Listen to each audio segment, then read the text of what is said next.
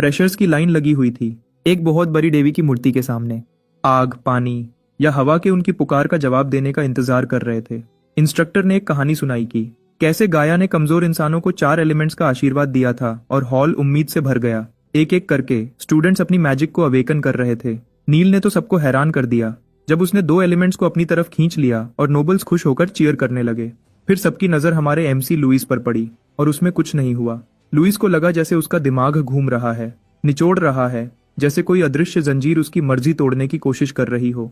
वह चिल्ला उठा, चिल्लाया और आजाद हो गया और 4 रंग उसके अंदर समा गए। पर उसके बाद उसकी आंखों के सामने अंधेरा छा गया। इंस्ट्रक्टर बस हल्का सा मुस्कुराया। उसे पूरा यकीन था कि लुइस के नीचे लगी फॉरबिडन मैजिक ऑर्ब उसे चुपचाप दबोच देगी, लेकिन कारा को इस जाल का एहसास हो गया। लुइस ने वह टाइल तोड़ दी और ऑर्ब को बाहर निकाल दिया और 4 रंगों का एक भयानक वॉर्टेक्स फट पड़ा।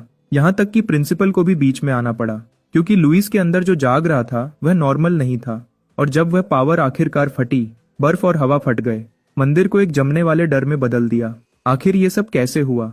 एक सुबह कैंड्रिया आर्कनिस्ट एकेडमी के एंट्रेंस पर बहुत सारे एप्लीकेंट्स की भीड़ जमा थी, लेकिन लुइस इस बात से बिल्कुल हैरान नहीं था, क्योंकि उसे एम्पायर के टॉप आर्कनिस्ट ट्रेनिंग स्कूल्स में से एक से यही उम्मीद थी। जब उसने किसी को अपना नाम चिल्लाते सुना तो वह पीछे मुड़ा और अपने पेरेंट्स को हाँफते हुए देखा, जो इस बात की शिकायत कर रहे थे कि वह उन्हें एकेडमी के रास्ते में पीछे छोड़ आया।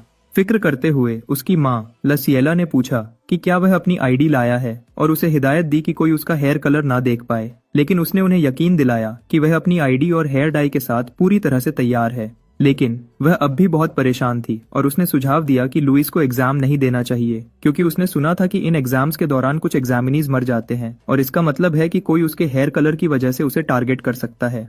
उसके पापा जूलियन ने शांति से अपना हाथ उसके कंधे पर रखा और उसे बताया कि लुइस की प्रॉब्लम का एक ही सोल्यूशन है और वह है मैजिक। उसने यह भी बताया कि यह एकेडमी नॉर्दर्न एम्पायर की अकेली एकेडमी है जहां कॉमनर्स भी एग्जाम दे सकते हैं। कैंड्रिया आर्कनिस्ट एकेडमी एक बहुत बड़ी इंस्टीट्यूशन है जिसे कैंड्रिया रॉयल फैमिली ने बनाया था और 10 ग्रेट एकेडमीज में से एक है जहां एम्पायर के सबसे ताकतवर ग्रैंड मास्टर्स टीचर्स हैं। पिछले 10 सालों में इस एकेडमी से पास आउट हुए कुछ स्टूडेंट्स गार्डियंस बन गए हैं, यहाँ तक कि वह लोग भी जिन्हें नोबल बैकग्राउंड नहीं मिला था। इस बात को देखते हुए जूलियन ने सुझाव दिया कि लुइस के लिए मैजिक सीखने के लिए यह सबसे अच्छी जगह है और लुइस ने कंफर्म किया कि वह सही कह रहे हैं। फिर अपनी माँ से आंखों में आग लिए कहा कि उसे ग्रैंड मास्टर बनना ही है ताकि वह चर्च से ऑर्फेनेज की ओनरशिप ले सके। यह सुनकर लसिएला हैरान रह गई, लेकिन वह अचानक रोने लगी और खुद को एक बुरी माँ कहने लगी कि उसने लुइस को फैसिलिटी की चिंता करवाई और उसके रैम्पेज को ठीक नहीं कर पाई। जूलियन ने उसे शांत किया, यह याद दिलाते हुए कि वह इतने सारे बच्चों की देखभाल करके पहले ही बहुत कुछ कर रही है, और लुइस ने इसमें जोड़ते हुए उसे शुक्रिया कहा कि वह ही उसके जिंदा होने की अकेली वजह है। अपनी पिछली जिंदगी में उसने दुनिया का सबसे ताकतवर वॉरियर बनने का सपना देखा था, लेकिन यह इम्पॉसिबल था क्योंकि उसे बहुत ज्यादा एस्मा था, जिसकी वजह से वह रेस्पिरेटर के बिना जिंदा नहीं रह सकता था। उसके पेरेंट्स उसे नफरत करने लगे थे क्योंकि उसकी वजह से उनका बहुत पैसा खर्च हो रहा था, लेकिन उसने फिर भी मार्शल आर्ट्स के लिए अपना जुनून नहीं खोया और जल्दी ही उस जुनून का फल मिला, क्योंकि वह मार्शल आर्ट्स थ्योरी पर रिसर्च करने वाला एक स्कॉलर बन गया।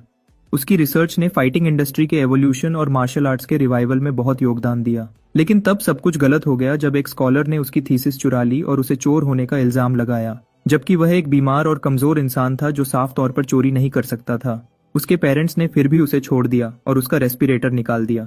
अपने आखिरी पलों में लुइस ने अगले जन्म में एक सेहतमंद शरीर और एक प्यार करने वाला परिवार मिलने की इच्छा की। उसने अपनी जिंदगी खुद जीने की भी इच्छा की और फिर आखिरकार उसकी मौत हो गई। सेंट कैलेंडर के साल 90 में उसका जन्म मंटिला शहर में दोबारा हुआ और सबसे पहले उसने लसिएला को चिंतित चेहरे के साथ देखा जब उसने उसके खास हेयर और आई कलर्स नोटिस किए। जब वह सोच रहा था कि वह कहाँ है, लसिएला ने सोचा कि यह बच्चा फैसिलिटी के लिए आफत ला सकता है, लेकिन उसने उसे उठाया और कहा कि वह उसे छोड़ नहीं सकती क्योंकि वह निर्दोष है। उसने फिर उसका नाम लुइस रखा और उसे संतुष्टि मिली कि उसकी इच्छाएं पूरी हो गई हैं। एक सेहतमंद शरीर और एक प्यार करने वाला परिवार दोनों सच हो गए थे। अब प्रेजेंट में एक रैंडम एग्जामिनी ने लसिएला को कॉमनर कहकर उसे जमीन पर धक्का दे दिया, जिसकी वजह से जूलियन और लुइस हैरान और परेशान हो गए। वह तुरंत उसकी तरफ दौड़े उसे चेक करने के लिए, लेकिन वह बुली बकवास करने लगा कि लुइस कॉमनर होकर भी ग्रैंड मास्टर बनने का सपना देखकर हवा में महल बना रहा है। इस बात ने लुइस को गुस्सा दिला दिया, तो जब बुलीज ने उन्हें और ज्यादा इंसल्ट किया, वह आंखों में बदले की आग लिए खड़ा हो गया और उनसे लड़ने की तैयारी करने लगा। लेकिन जूलियन ने उसकी बंद मुट्ठी को रोका और उसे कहा कि अभी एग्जाम पर फोकस करे। लाचिएला ने फिर उसे याद दिलाया कि उसने वादा किया था कि स्कूल में कोई गड़बड़ नहीं करेगा, और इस बात ने उसे चुप करवा दिया। आखिरकार शांत होने के बाद उसने अपनी माँ से गुस्सा होने के लिए माफी मांगी, लेकिन इस बात से उन नोबल ब्रूट्स को मायूसी हुई तो वह एग्जाम के लिए अपने नंबर्स लेने चले गए। जब वह चले गए तो कुछ नाइट्स ने आसपास सबको रास्ता देने को कहा क्योंकि लॉर्ड केन आ रहे थे। फिर केन अंदर आया, जो ओरंका फैमिली का वारिस था, और लोग उसकी चार्मिंग और चमकती हुई अपीयरेंस से बिल्कुल दंग रह गए थे। जब लुइस ने बुली और केन को देखा तो उसने खुद से कसम खाई कि वह इन नोबल्स को बताएगा कि असल बॉस कौन है। जब लासिएला को फिर से बेचैनी होने लगी तो उसने उसका हाथ पकड़ा और उसे यकीन दिलाया कि वह एग्जाम जरूर पास करेगा। उसने तो यहाँ तक घोषणा कर दी कि वह ग्रैंड मास्टर बनेगा, और इस घोषणा ने केन को उसे घूरने पर मजबूर कर दिया। जब बुलीज उस पर मजाक उड़ाना जारी रखते हैं, लुइस आगे दौड़ता है और खुद से कसम खाता है कि इस जिंदगी में वह सबसे ताकतवर बनेगा और उन सबको प्रोटेक्ट करेगा जो उसके लिए खास हैं। उसे देखते हुए लासिएला ने जूलियन से पूछा कि क्या लुइस ठीक रहेगा, क्योंकि हर साल सिर्फ 20 से 30 लोग ही एग्जाम पास करते हैं और उस साल 20,000 एप्लीकेंट्स थे। जूलियन ने उसे यकीन दिलाया कि लुइस ठीक रहेगा क्योंकि वह सबसे ज्यादा जिद्दी है, और एक बार जब वह कुछ करने का सोच लेता है तो वह बिना किसी की परवाह किए आगे बढ़ता है। फिर उसने उसे याद दिलाया कि उनका काम है उसे एक परिवार की तरह सपोर्ट करना, और उसने जवाब दिया कि वह सही कह रहे हैं। इधर लुइस एग्जाम हॉल पहुंचा और सोचने लगा कि उसके आसपास सब उसे बेडिडे क्यों हैं। तभी एग्जाम के सुपरवाइजर और एकेडमी के प्रिंसिपल अरोनियन ने एग्जाम शुरू होने का ऐलान किया, जबकि कुछ सूटेड ऑफिशियल्स एग्जामिनीज के सामने खड़े थे। लुइस को याद आया कि इस दुनिया में आर्केन मार्शल आर्ट्स के प्रैक्टिशनर्स को, जिन्हें मार्शल आर्केनिस्ट कहा जाता है, उन्हें 6 कैटेगरीज में रैंक किया जाता है। सबसे ऊपर सेंट, फिर सेज, उसके बाद ग्रैंड मास्टर, मास्टर, फाइटर और अप्रेंटिस। क्योंकि ग्रैंड मास्टर टॉप से तीसरे नंबर पर है, इसलिए यह दुनिया की प्रिविलेज्ड क्लास है।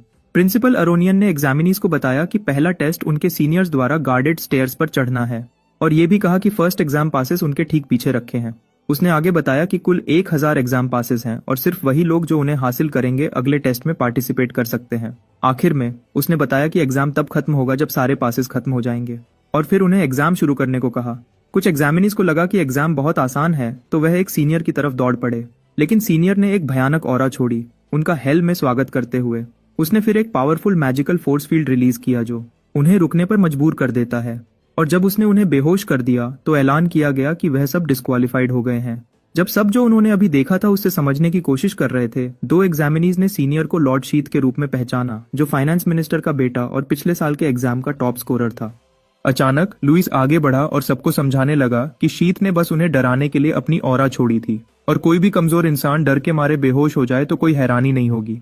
जब लुइस शीथ के सामने खड़ा हुआ, शीथ ने उसकी तारीफ की कि उसमें हिम्मत है, लेकिन यह भी कहा कि कॉमनर्स के लिए यहाँ कोई जगह नहीं है, जिसकी वजह से लुइस को गुस्सा आ गया। उसने कसम खाई कि वह लुइस को घुटने टेकने पर मजबूर कर देगा, और एक बहुत बेडी ऑरा की लहर छोड़ी जो दूसरे एग्जामिनीज को खांसने पर मजबूर कर दिया। लेकिन लुइस बिल्कुल शांत खड़ा रहा, और उसे अपनी अब तक की सारी ट्रेनिंग याद आई, जिसकी वजह से वह अपनी एबिलिटीज पर कॉन्फिडेंट था। जब शीथ ने उस पर एक मैजिक ब्लास्ट फायर किया तो लुइस डॉज हुआ और आगे बढ़ा, अपनी मुट्ठी कस के। दूसरे एग्जामिनीज का मुंह खुला रह गया जब लुइस ने एक नकली पंच का दिखावा करके शीथ को डरा दिया, और वह सोचने लगे कि उसने बिना मैजिक यूज किए यह कैसे किया। जब लुइस ने एग्जाम पास उठाया, शीथ ने उसे पंच करने की कोशिश की, लेकिन लुइस ने अपनी मजबूत मुट्ठी से उसे रोक दिया, जिसकी वजह से शीथ हैरान रह गया कि कॉमनर ने उसके अटैक को बिना मैजिक के कैसे काउंटर किया।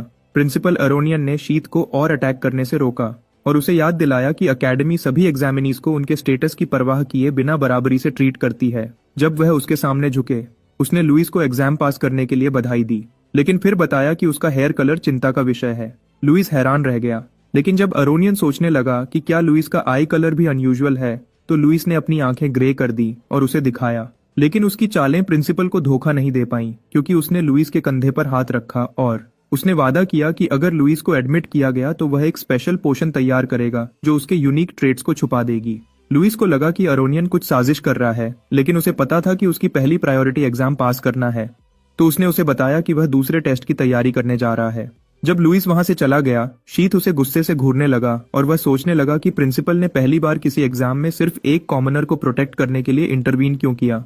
गुस्से में जलते हुए उसने कसम खाई कि वह लुइस का नाम कभी नहीं भूलेगा। बहुत बाद में पहला टेस्ट पास करने वाले एग्जामिनीज अकेडमी के सेकंड ट्रेनिंग ग्राउंड पर पहुंचे, जहां उन्हें दूसरा एग्जाम शुरू होने से पहले इंतजार करने को कहा गया। जब लुइस दूसरे एग्जामिनीज को बातें करते हुए देख रहा था, उसने नोटिस किया कि बचे हुए 1000 एग्जामिनीज में से ज्यादातर नोबल्स हैं जिन्हें इलीट एजुकेशन मिली है और कॉमनर्स लगभग ना के बराबर हैं। तभी शीत अपने साथियों के साथ गुजर रहा था और लुइस से टकरा गया, और उसने लुइस को वार्न किया कि अगली बार जब वह एक दूसरे के सामने होंगे तो कोई उसकी मदद करने नहीं आएगा। पहले तो लुइस को कोई फर्क नहीं पड़ा, लेकिन जब शीत के एक दोस्त ने कहा कि प्रिंसिपल की मदद के बिना लुइस डिस्क्वालीफाइड हो जाता, तो लुइस मुस्कुराया और उन्हें पूरा बेवकूफ कहा। जब शीत गुस्से से उसे घूरने लगा, लुइस ने उन्हें सीधे कहा कि ग्रैंड मास्टर का जजमेंट उनसे बेहतर है। शीत इतना गुस्सा हो गया कि उसने लुइस को नॉकआउट करने की धमकी दी, लेकिन लुइस ने एक बेफिक्र मुस्कुराहट के साथ उसे और ज्यादा भड़का दिया। अब गुस्से में जलते हुए शीत ने उसे पंच करने की कोशिश की, लेकिन लुइस ने 2 finger martial arts technique use करके काउंटर किया। जब शीत ने नोटिस किया कि उसका शरीर अब हिल नहीं सकता, लुइस ने बताया कि इस मूव का नाम मेरिडियन सेवरेंस है और उसे स्पाइरल पॉइंट स्ट्राइक नाम की एक और स्पेशल कॉम्बैट टेक्निक यूज करके हवा में उड़ा दिया, जिसे देखकर उसके 2 मिनियन हैरान रह गए। शीत के जमीन पर जोर से गिरने की आवाज ने रूम में मौजूद सभी एग्जामिनीज का ध्यान अपनी तरफ खींच लिया और शीत हाँफने लगा। जब उसके दोस्त उसे चेक करने आए तो उसने उन्हें बताया कि वह अपना हाथ फील नहीं कर पा रहा है और ना ही उसे ठीक से हिला पा रहा है, और उसने लुइस को पॉइजन यूज करने के लिए रिपोर्ट करने की कसम खाई। लेकिन लुइस ने पॉइजन के इल्जाम से इनकार किया, यह बताते हुए कि उसने मार्शल आर्ट्स यूज किए थे, और उसने दावा किया कि उसकी मां ने उसे रुकने को कहा था, लेकिन उसे अपनी लिमिट्स तक धकेल दिया गया था। शीत पर एक और हिट लगाने की तैयारी करते हुए उसने कहा कि सिर्फ वही लोग दूसरों को मार सकते हैं जो खुद भी मार खाने के लिए तैयार हों, लेकिन केन ने उसे रोका और उसे याद दिलाया कि वह डिस्क्वालीफाइड हो सकता है क्योंकि अभी एग्जाम चल रहा है। जब लुइस वहां से चला गया, शीत के गूंज केन पर इंटरफियर करने के लिए चिल्लाने लगे, तो केन ने उन्हें याद दिलाया कि वह कौन है, जिसकी वजह से वह डर के मारे कांपने लगे। शीत ने वहां से चले जाने का फैसला किया, लेकिन उसने कहा कि कॉमनर्स और नोबल्स दोनों ही कचरा हैं। जब वह फेल्ड बुलीज वहां से चले गए, लुइस ने उन्हें उस दीवार से देखा जहां वह आराम कर रहा था और कंक्लूड किया कि सभी नोबल्स एक जैसे होते हैं क्योंकि वह सब अपने स्टेटस का यूज करते हैं जो चाहे वह करने के लिए। केन उसके पास आया और उसकी ताकत और हिम्मत की तारीफ की, उसके साथ टीम बनाने का ऑफर देने से पहले, लेकिन कुछ फैन गर्ल्स ने उनकी बात काट दी और केन के साथ टीम बनाने का ऑफर दिया, और जल्दी ही और भी एग्जामिनीज उस पर टूट पड़े। सब उसके टीममेट बनने को कह रहे थे। एक एग्जामिनी ने, जो देख रहा था, अपने दोस्त से पूछा कि लॉर्ड केन को इतना ध्यान कैसे मिल रहा है जबकि वह अभी इतना छोटा है। तो उसके दोस्त ने बताया कि वह सेज अरांका फैमिली का यंग मास्टर है, इसका मतलब है कि जो कोई भी उसके साथ टीम बनाएगा उसकी पास होने की गारंटी है। लुइस को इसमें दिलचस्पी आने लगी, लेकिन अचानक प्रिंसिपल एक चमकदार तरीके से सामने आया और स्टूडेंट्स को विल टेस्ट पास करने के लिए बधाई दी। उसने फिर बताया कि अगला टेस्ट पावर टेस्ट है और अपनी उंगली घुमाई, जिसकी वजह से सभी पार्टिसिपेंट्स के शरीर पर एक चमकदार निशान बन गया। ज्यादातर एग्जामिनीज ने इस निशान के बारे में अपनी अनजानपंती जाहिर की, लेकिन केन ने उसे अर्थ एट्रीब्यूट मार्क के रूप में पहचाना। तभी सभी एग्जामिनीज जमीन की तरफ खींचे जाने लगे क्योंकि उनके शरीर अचानक बहुत भारी हो गए थे। अरोनियन ने एरिया के आसपास एक बेडी द मैजिक सर्कल एक्टिवेट किया और ऐलान किया कि दूसरे एग्जाम में पार्टिसिपेंट्स को स्टेज पर अर्थ मैजिक के असर में लड़ना होगा। स्ट्रॉन्ग ग्रेविटेशनल पुल से स्ट्रगल करते हुए कुछ एग्जामिनीज ने शिकायत की कि वह इस कंडीशन में लड़ नहीं सकते, लेकिन उनमें से एक ने बताया कि कोई ऐसे चल रहा है जैसे कुछ हुआ ही ना हो, और केन ने कुछ भारी पदछापन जमीन पर नोटिस किए। इधर लुइस, जिसे वह ग्रेविटी डिफायर कह रहे थे, आसानी से स्टेज पर चला गया, सबको हैरान करते हुए। अरोनियन ने उसे फिर से फर्स्ट आने के लिए बधाई दी और लुइस मुस्कुराया जब उसने अर्थ मैजिक स्ट्रिंग्स को देखा जो उसे रोक नहीं पाई थी। केन को अपनी आंखों पर यकीन नहीं हुआ क्योंकि वह भी, जिसने 3 साल की मास्टर लेवल ट्रेनिंग ली थी, मुश्किल से खड़ा हो पा रहा था। जब दूसरे एग्जामिनीज स्ट्रगल कर रहे थे, अरोनियन ने ऐलान किया कि सिर्फ वही लोग जो अभी खड़े हैं अगले टेस्ट में पार्टिसिपेट कर सकते हैं, और मैजिक का यूज करके उसने एक कलेक्शन बनाया वेपन्स का क्वालिफाइड एग्जामिनीज के चूज करने के लिए। लुइस ने तुरंत एक तलवार उठाई और उसे घुमाकर टेस्ट किया, जबकि दूसरे कैंडिडेट्स अपने वेपन्स को पकड़ने के लिए स्ट्रगल कर रहे थे। अरोनियन ने उन्हें इन्फॉर्म किया कि जो कोई भी स्टेज से बाहर कदम रखेगा उसे तुरंत डिस्क्वालीफाइड कर दिया जाएगा। जब एग्जाम शुरू हुआ, उसने दूसरे एग्जाम ऑफिशियल्स को बाउंड स्लाइम्स नाम की चीज रिलीज करने का ऑर्डर दिया और फिर गायब हो गया। उसके जाने के बाद एग्जामिनीज खुद से पूछने लगे कि बाउंड स्लाइम्स क्या होते हैं, लेकिन लुइस ने ऊपर से कुछ गिरते हुए देखा। जब स्लाइम्स जमीन पर गिरे तो पता चला कि उन्हें 1 पॉइंट मिलेगा स्लाइम अटैक को ब्लॉक करने पर, 2 पॉइंट्स डॉज करने पर और 5 पॉइंट्स एक को हराने पर। एरोनियन ने यह भी बताया कि उनकी रैंक उस टेस्ट में कमाए गए पॉइंट से डिसाइड होगी और सिर्फ टॉप 100 कैंडिडेट्स ही तीसरे टेस्ट में आगे बढ़ेंगे। कुछ एग्जामिनीज को लगा कि स्लाइम्स को हराना आसान है क्योंकि वह लो लेवल मॉन्स्टर्स हैं जो डम लगते हैं, लेकिन जब उनमें से एक ने एक स्लाइम पे चार्ज किया तो वह अचानक उसकी तरफ तेजी से बढ़ा और उसका चेहरा बिगाड़ दिया। उसने फिर एक दूसरे एग्जामिनी पर अटैक किया और कैंडिडेट्स के एक ग्रुप की तरफ चार्ज किया, जबकि दूसरे हैरानी से देख रहे थे। जल्दी ही पूरा बैटलफील्ड स्लाइम्स के लिए एक प्लेग्राउंड बन गया जब उन्होंने एग्जामिनीज को घेर लिया और परेशान करना शुरू कर दिया। हालांकि बहुत सारे कैंडिडेट्स आसानी से नॉकआउट हो गए, कुछ ने स्लाइम अटैक्स को डॉज और ब्लॉक करने में कामयाबी हासिल की, तो उन्हें एग्जाम सुपरवाइजर्स द्वारा पॉइंट्स दिए गए। एक सुपरवाइजर ने बताया कि इस साल के एग्जाम्स में सेज फैमिलीज के यंग मास्टर्स, अरंका और डरम हाउसेस के लोग शामिल हैं। केन और एक रेड हेयर्ड वॉरियर लड़की का जिक्र करते हुए उसने सोचा कि एक नया रिकॉर्ड बनाया जाएगा। एक और एग्जामिनर ने यह भी कहा कि पार्टिसिपेंट्स में कुछ एक्सीलेंट कॉमनर्स भी हैं और अरोनियन से पूछा कि क्या वह इंसान जिसे उसने पहले मदद की थी वह कॉमनर है। एरोनियन ने सोचा कि लुइस उन्हें एग्जाम में कुछ इंटरेस्टिंग दिखाएगा, लेकिन सुपरवाइजर ने बताया कि लुइस एक कदम भी नहीं हिला है।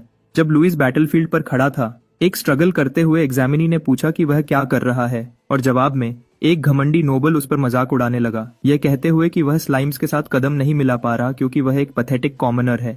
क्योंकि लुइस अभी भी नहीं हिला था, नोबल ने सोचा कि वह जल्दी ही नॉकआउट हो जाएगा।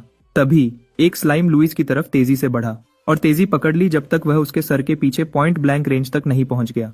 इससे पहले कि स्लाइम टक्कर मारता, लुइस आसानी से डॉज हो गया और एक दूसरा कैंडिडेट भी स्लाइम से बच गया, इससे पहले कि उसने उस बदकिस्मत नोबल को तबाह कर दिया जो पहले लुइस का मजाक उड़ा रहा था। जब उसका दोस्त जमीन पर हरा हुआ पड़ा था, ब्लॉन्ड एग्जामिनी हैरानी से जम गया क्योंकि उसे यकीन था कि Louis high speed slime attack को डॉज नहीं कर पाएगा।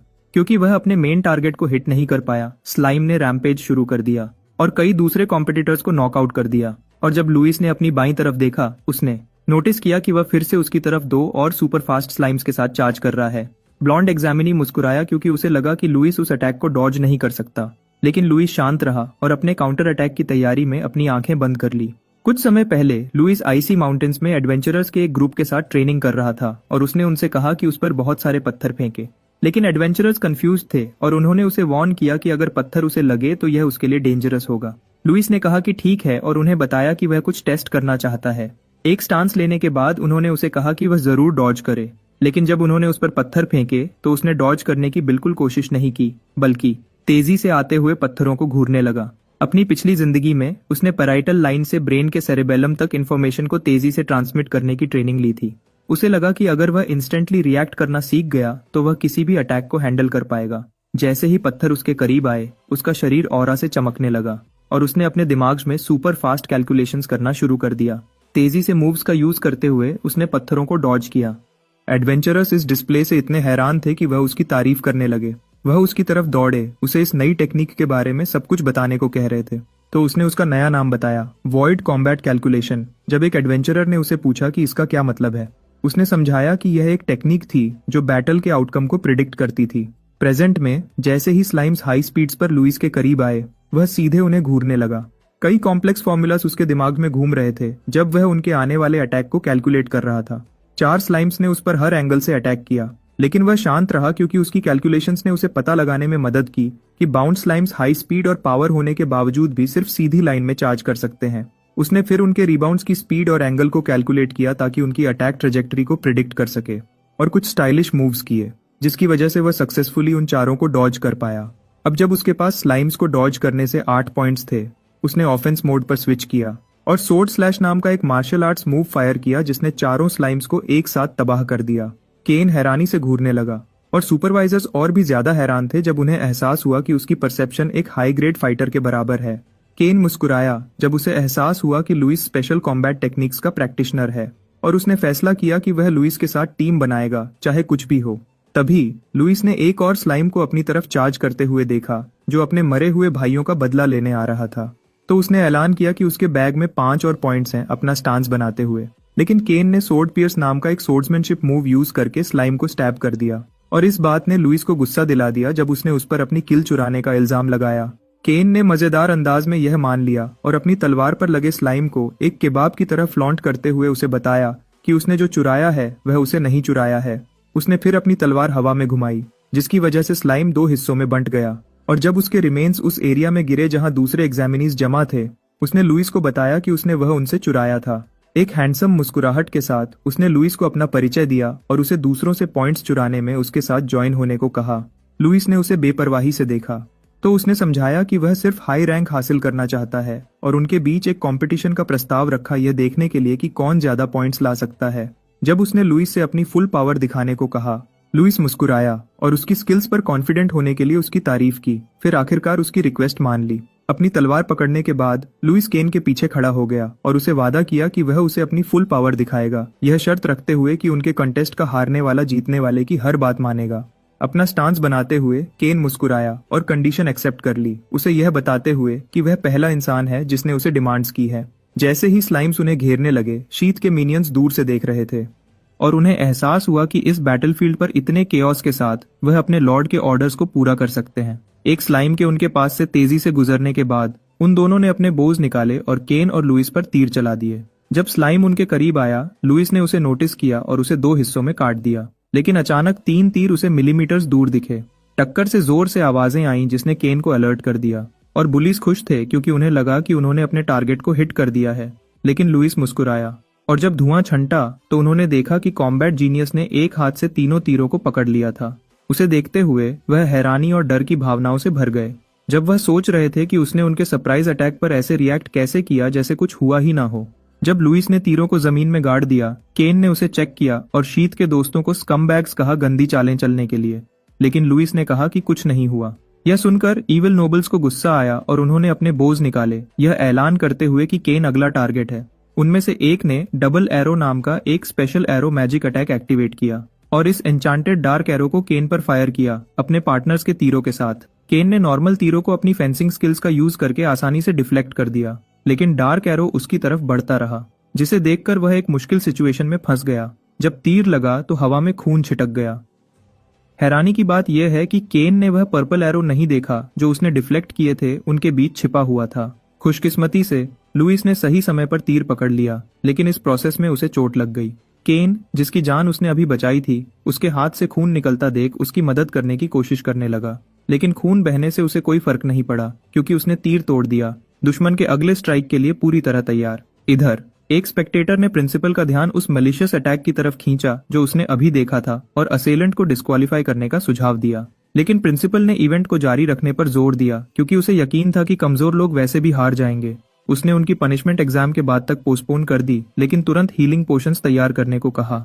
अरीना में वापस लुइस अपने दुश्मनों को खत्म करने के लिए तैयार हो गया और एक बेसबॉल पिचर का पोज लिया। चमकती आंखों और जबरदस्त कैनन पावर के साथ उसने एक स्लाइम को नोबल की तरफ तेजी से फेंक दिया और वह एक को टॉप स्पीड से लगा। स्लाइम के इम्पैक्ट ने नोबल को अरीना से बाहर उड़ा दिया और उसे तुरंत डिस्क्वालीफाइड कर दिया। बचे हुए नोबल्स ने यह देखा और घबराने लगे।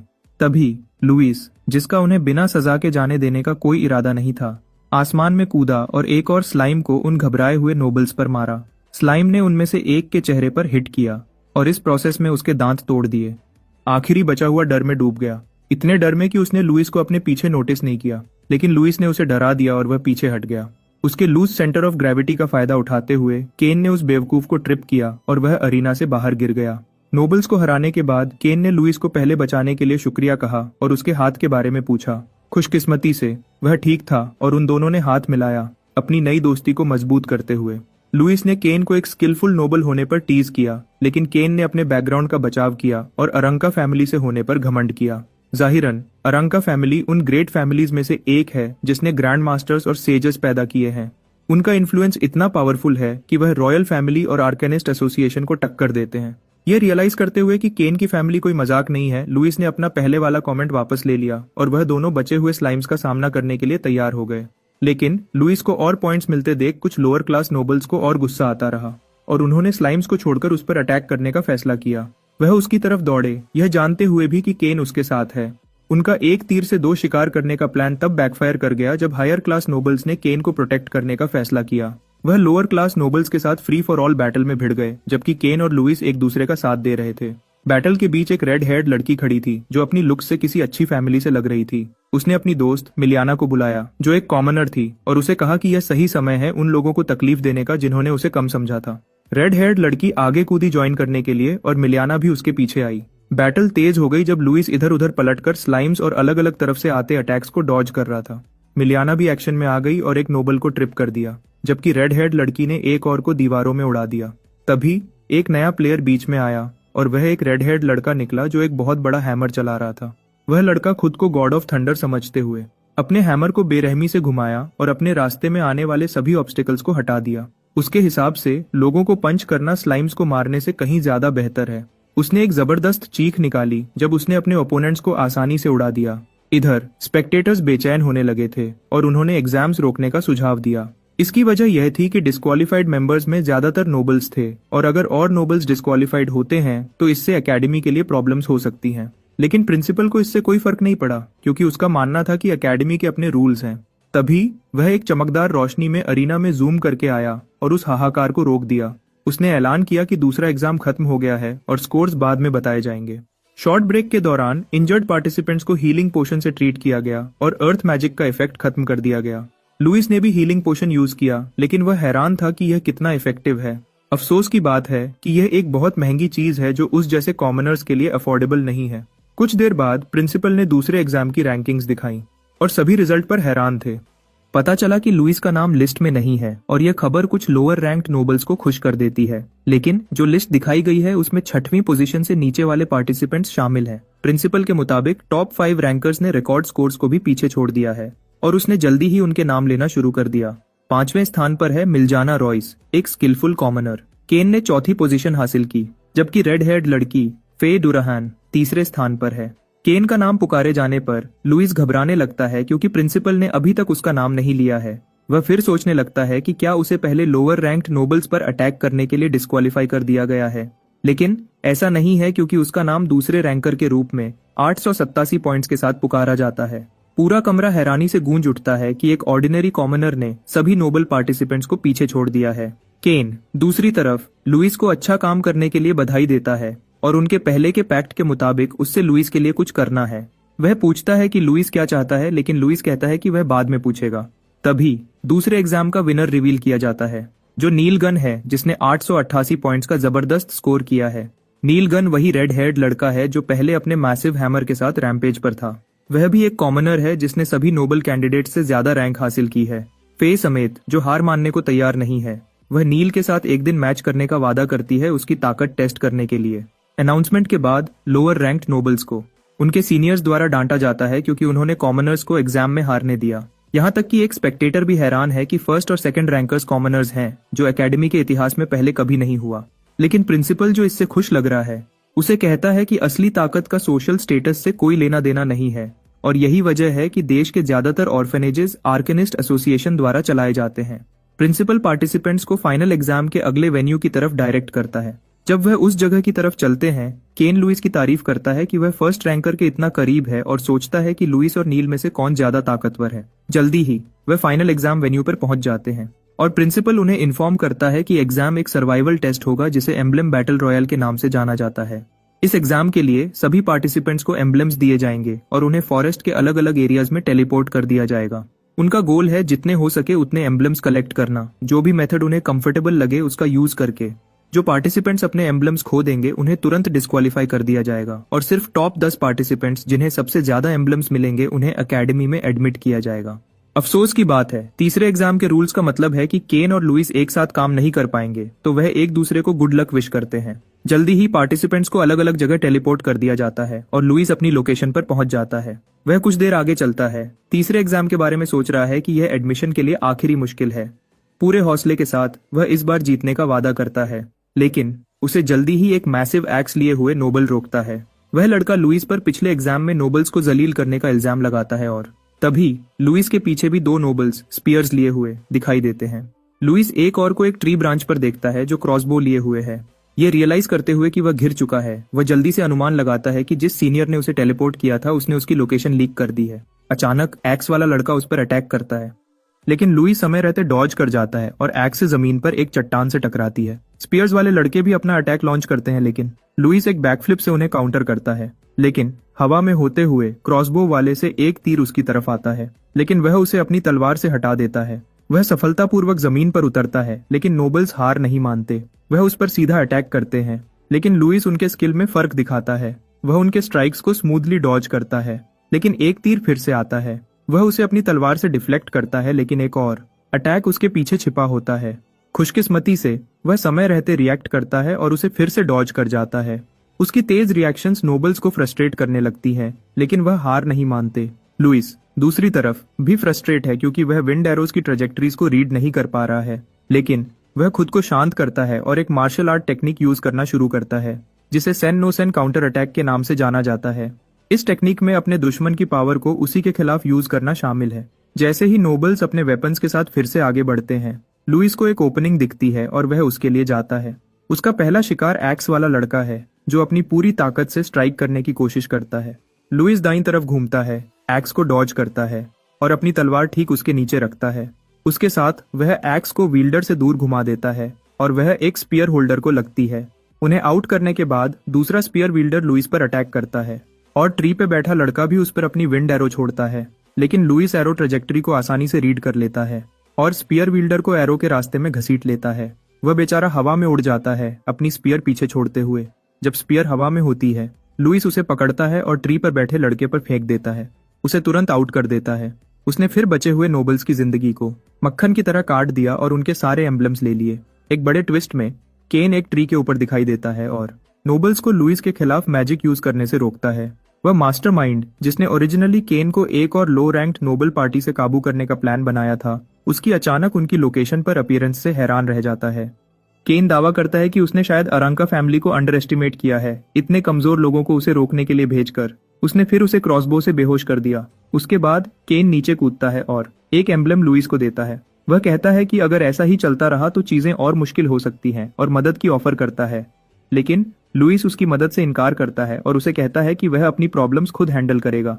तभी एक छुपी हुई फिगर जोर से ताली बजाती है और लुइस के जोश की तारीफ करती है। वह फिगर कहती है कि उन्हें उस इंसान से कम उम्मीद नहीं थी जिसे वह एक्नॉलेज करते हैं और एक राइवल मानते हैं। छुपी हुई फिगर रिवील करती है कि वह फे डुरेहन है। वह लुइस से ड्यूएल के लिए कहती है और लुइस केन से पूछता है कि क्या वह उसकी दोस्त है। केन जवाब देता है कि वह उसकी दोस्त नहीं है, बल्कि एक ग्रैंड मास्टर की बेटी है जिसके साथ उसने पहले ड्यूएल किया था। तब उसने उसे हराया था क्योंकि उसने अपना गार्ड नीचे कर दिया था और लुइस को एडवाइस देता है कि उसे इग्नोर करे और एम्बलम्स कलेक्ट करे। वह लुइस को वार्न करता है कि फे मैजिक यूज कर सकती है और उसका स्किल लेवल पहले से ही अप्रेंटिस लेवल पर है। इधर उनकी बातें फे को इरिटेट करने लगती है और वह उन दोनों को भागने की कोशिश करने के लिए डांटती है। तभी लुइस चैलेंज एक्सेप्ट करता है और कहता है कि वह हमेशा से जानना चाहता था कि एक ग्रेट फैमिली का मेंबर बैटल में कैसा परफॉर्म करेगा। इस बात से फे खुश हो जाती है और वह वादा करती है कि फाइट फेयर रखने के लिए वह मैजिक यूज नहीं करेगी। एक पल में वह अपनी स्पीयर के साथ लुइस की तरफ लपकती है और उसे स्टैब करती है, लेकिन लुइस स्पीयर को अपनी बाहों के नीचे फंसा लेता है। इससे फे और इम्प्रेस हो जाती है। वह स्पीयर को घुमाकर लुइस पर अटैक करती है, लेकिन लुइस साइड में हटकर स्ट्राइक को डॉज कर जाता है। तभी फे आगे लपकती है और sacred lance slam technique use करके लुइस को हिट करने की कोशिश करती है। जैसा कि उम्मीद थी, लुइस डॉज करता है और स्पीयर जमीन पर लगती है, जिससे जमीन में एक बड़ा होल बन जाता है। स्पीयर टेक्निक के इम्पैक्ट से स्पेक्टेटर्स और प्रिंसिपल, जो सीन से ज्यादा दूर नहीं देख रहे थे, हैरान रह जाते हैं। वह फे की पावर और लुइस की रेजिलियंस पर स्पेकुलेशन करने लगते हैं। वह सोचने लगते हैं कि लुइस एक ग्रेट फैमिली के खिलाफ कितनी देर तक टिक पाएगा और प्रिंसिपल से उसकी राय पूछते हैं। प्रिंसिपल जवाब देता है कि लुइस फे को हरा नहीं पाएगा क्योंकि उनकी बैटल शरीर और इच्छा शक्ति का टकराव है। जो उसने देखा है उसके हिसाब से उसे नहीं लगता कि लुइस की इच्छा शक्ति फे से ज्यादा मजबूत है। तभी उनकी इच्छा शक्ति टेस्ट की जाती है जब फे एक और स्पीयर टेक्निक यूज करके लुइस पर अटैक करती है, लेकिन लुइस उसके सभी मूव्स को आसानी से डॉज करता है जैसे उसे ऐसा करने के लिए प्रोग्राम किया गया हो। स्पीयर को बुनने के प्रोसेस में उसे फे की बॉडी में एक ओपनिंग दिखती है और वह उसका फायदा उठाने की कोशिश करता है। बदकिस्मती से फे जल्दी समझ जाती है और उसे काउंटर करती है, लेकिन लुइस उसके अटैक के ऊपर से कूदता है और उसके पीछे उतरता है। फे उसके सभी अटैक्स को डॉज करने पर अपनी फ्रस्ट्रेशन जाहिर करती है और केन पर भी ताना मारती है कि उसमें ऐसी क्वालिटी की कमी है, लेकिन लुइस कहता है कि की ऑब्जर्वेशन है और काफी प्रैक्टिस के बाद यह काफी आसान हो जाता है। जल्दी ही फे फिर से आगे लपकती है एक और सेक्रेड लांस टेक्निक, जिसे क्रेसेंट फॉल के नाम से जाना जाता है, और लुइस पर उससे अटैक करती है। लेकिन एक बार फिर लुइस हर अटैक को आसानी से डॉज करता है। इस बार वह स्पीयर यूजर्स द्वारा यूज किए जाने वाले वेरियस टेक्निक्स के बारे में सोचता है, जिसमें थ्रस्ट्स, स्वीप्स, डिफेंस और सप्रेशन शामिल हैं। हालांकि यह टेक्निक्स काफी ट्रबलसम हैं, इनमें कुछ कमजोरियां भी हैं। उनमें से एक क्लोज कॉम्बैट में वल्नरेबिलिटी है और लुइस इसका फायदा उठाने का इरादा रखता है। वह फे की तरफ दौड़ता है और उनके बीच की दूरी कम करने की कोशिश करता है ताकि अपने काउंटर अटैक के लिए जगह बना सके। बदकिस्मती से वह उसकी इंटेंशन पढ़ लेती है और उसकी तलवार पर मारती है। उसने फिर उसे बताया कि उसके परिवार की स्पीयर टेक्निक में कोई कमजोरी नहीं है। अचानक वह स्पीयर के साथ घूमती हुई घूमने लगती है और एक डेंजरस टॉर्नेडो बनाती है। फे का टैलेंट और स्किल ने स्पेक्टेटर्स को हैरान कर दिया और उनकी नजरों में लुइस का उसके सामने कोई मौका नहीं था। लेकिन लुइस एक स्टांस लेता है और अपनी सोर्ड नेट टेक्निक एक्टिवेट करता है। फे के स्पीयर अटैक्स को डिफ्लेक्ट करने की उम्मीद के साथ स्ट्राइक्स को पैरी करते हुए वह स्पीयर टेक्निक्स की एक और कमजोरी का फायदा उठाने लगता है, जो हाई स्टैमिना कंजम्पशन है। वह मेहनत से डिफेंड करता है और एक ओपनिंग का इंतजार करता है, लेकिन उसे अनजान उसकी तलवार में दरार पड़ने लगी है।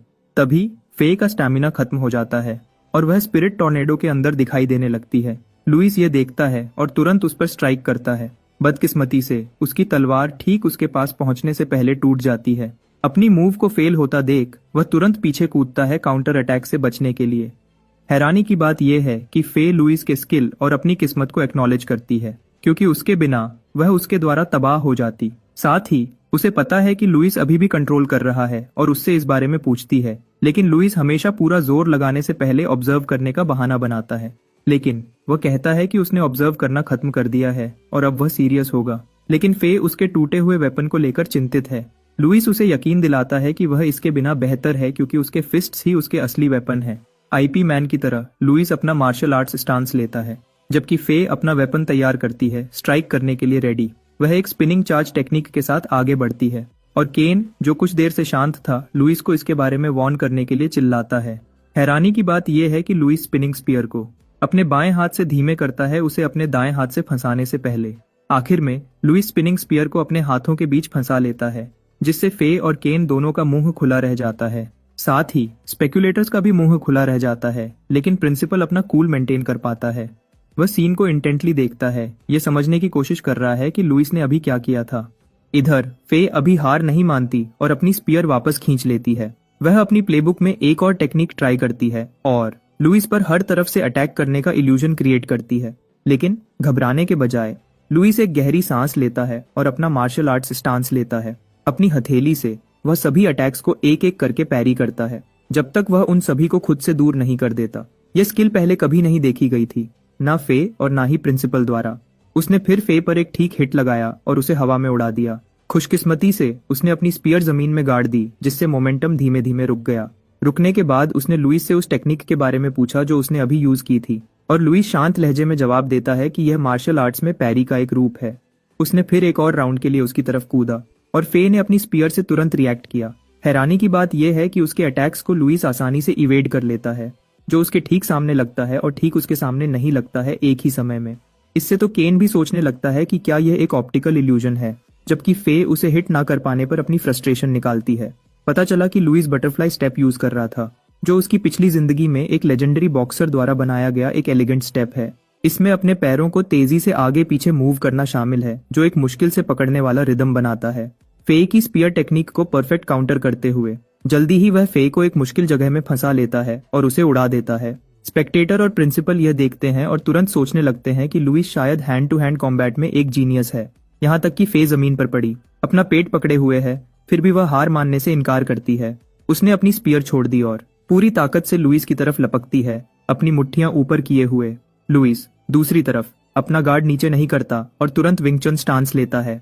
जैसे ही फे एक क्रशिंग फिस्ट टेक्निक के साथ उसके पास आती है, लुइस तुरंत उसे ब्लॉक करता है, लेकिन इम्पैक्ट उसे एक टेक्निक से बहुत मिलता जुलता लगता है, जिसे वह इंच पावर के नाम से जानता है।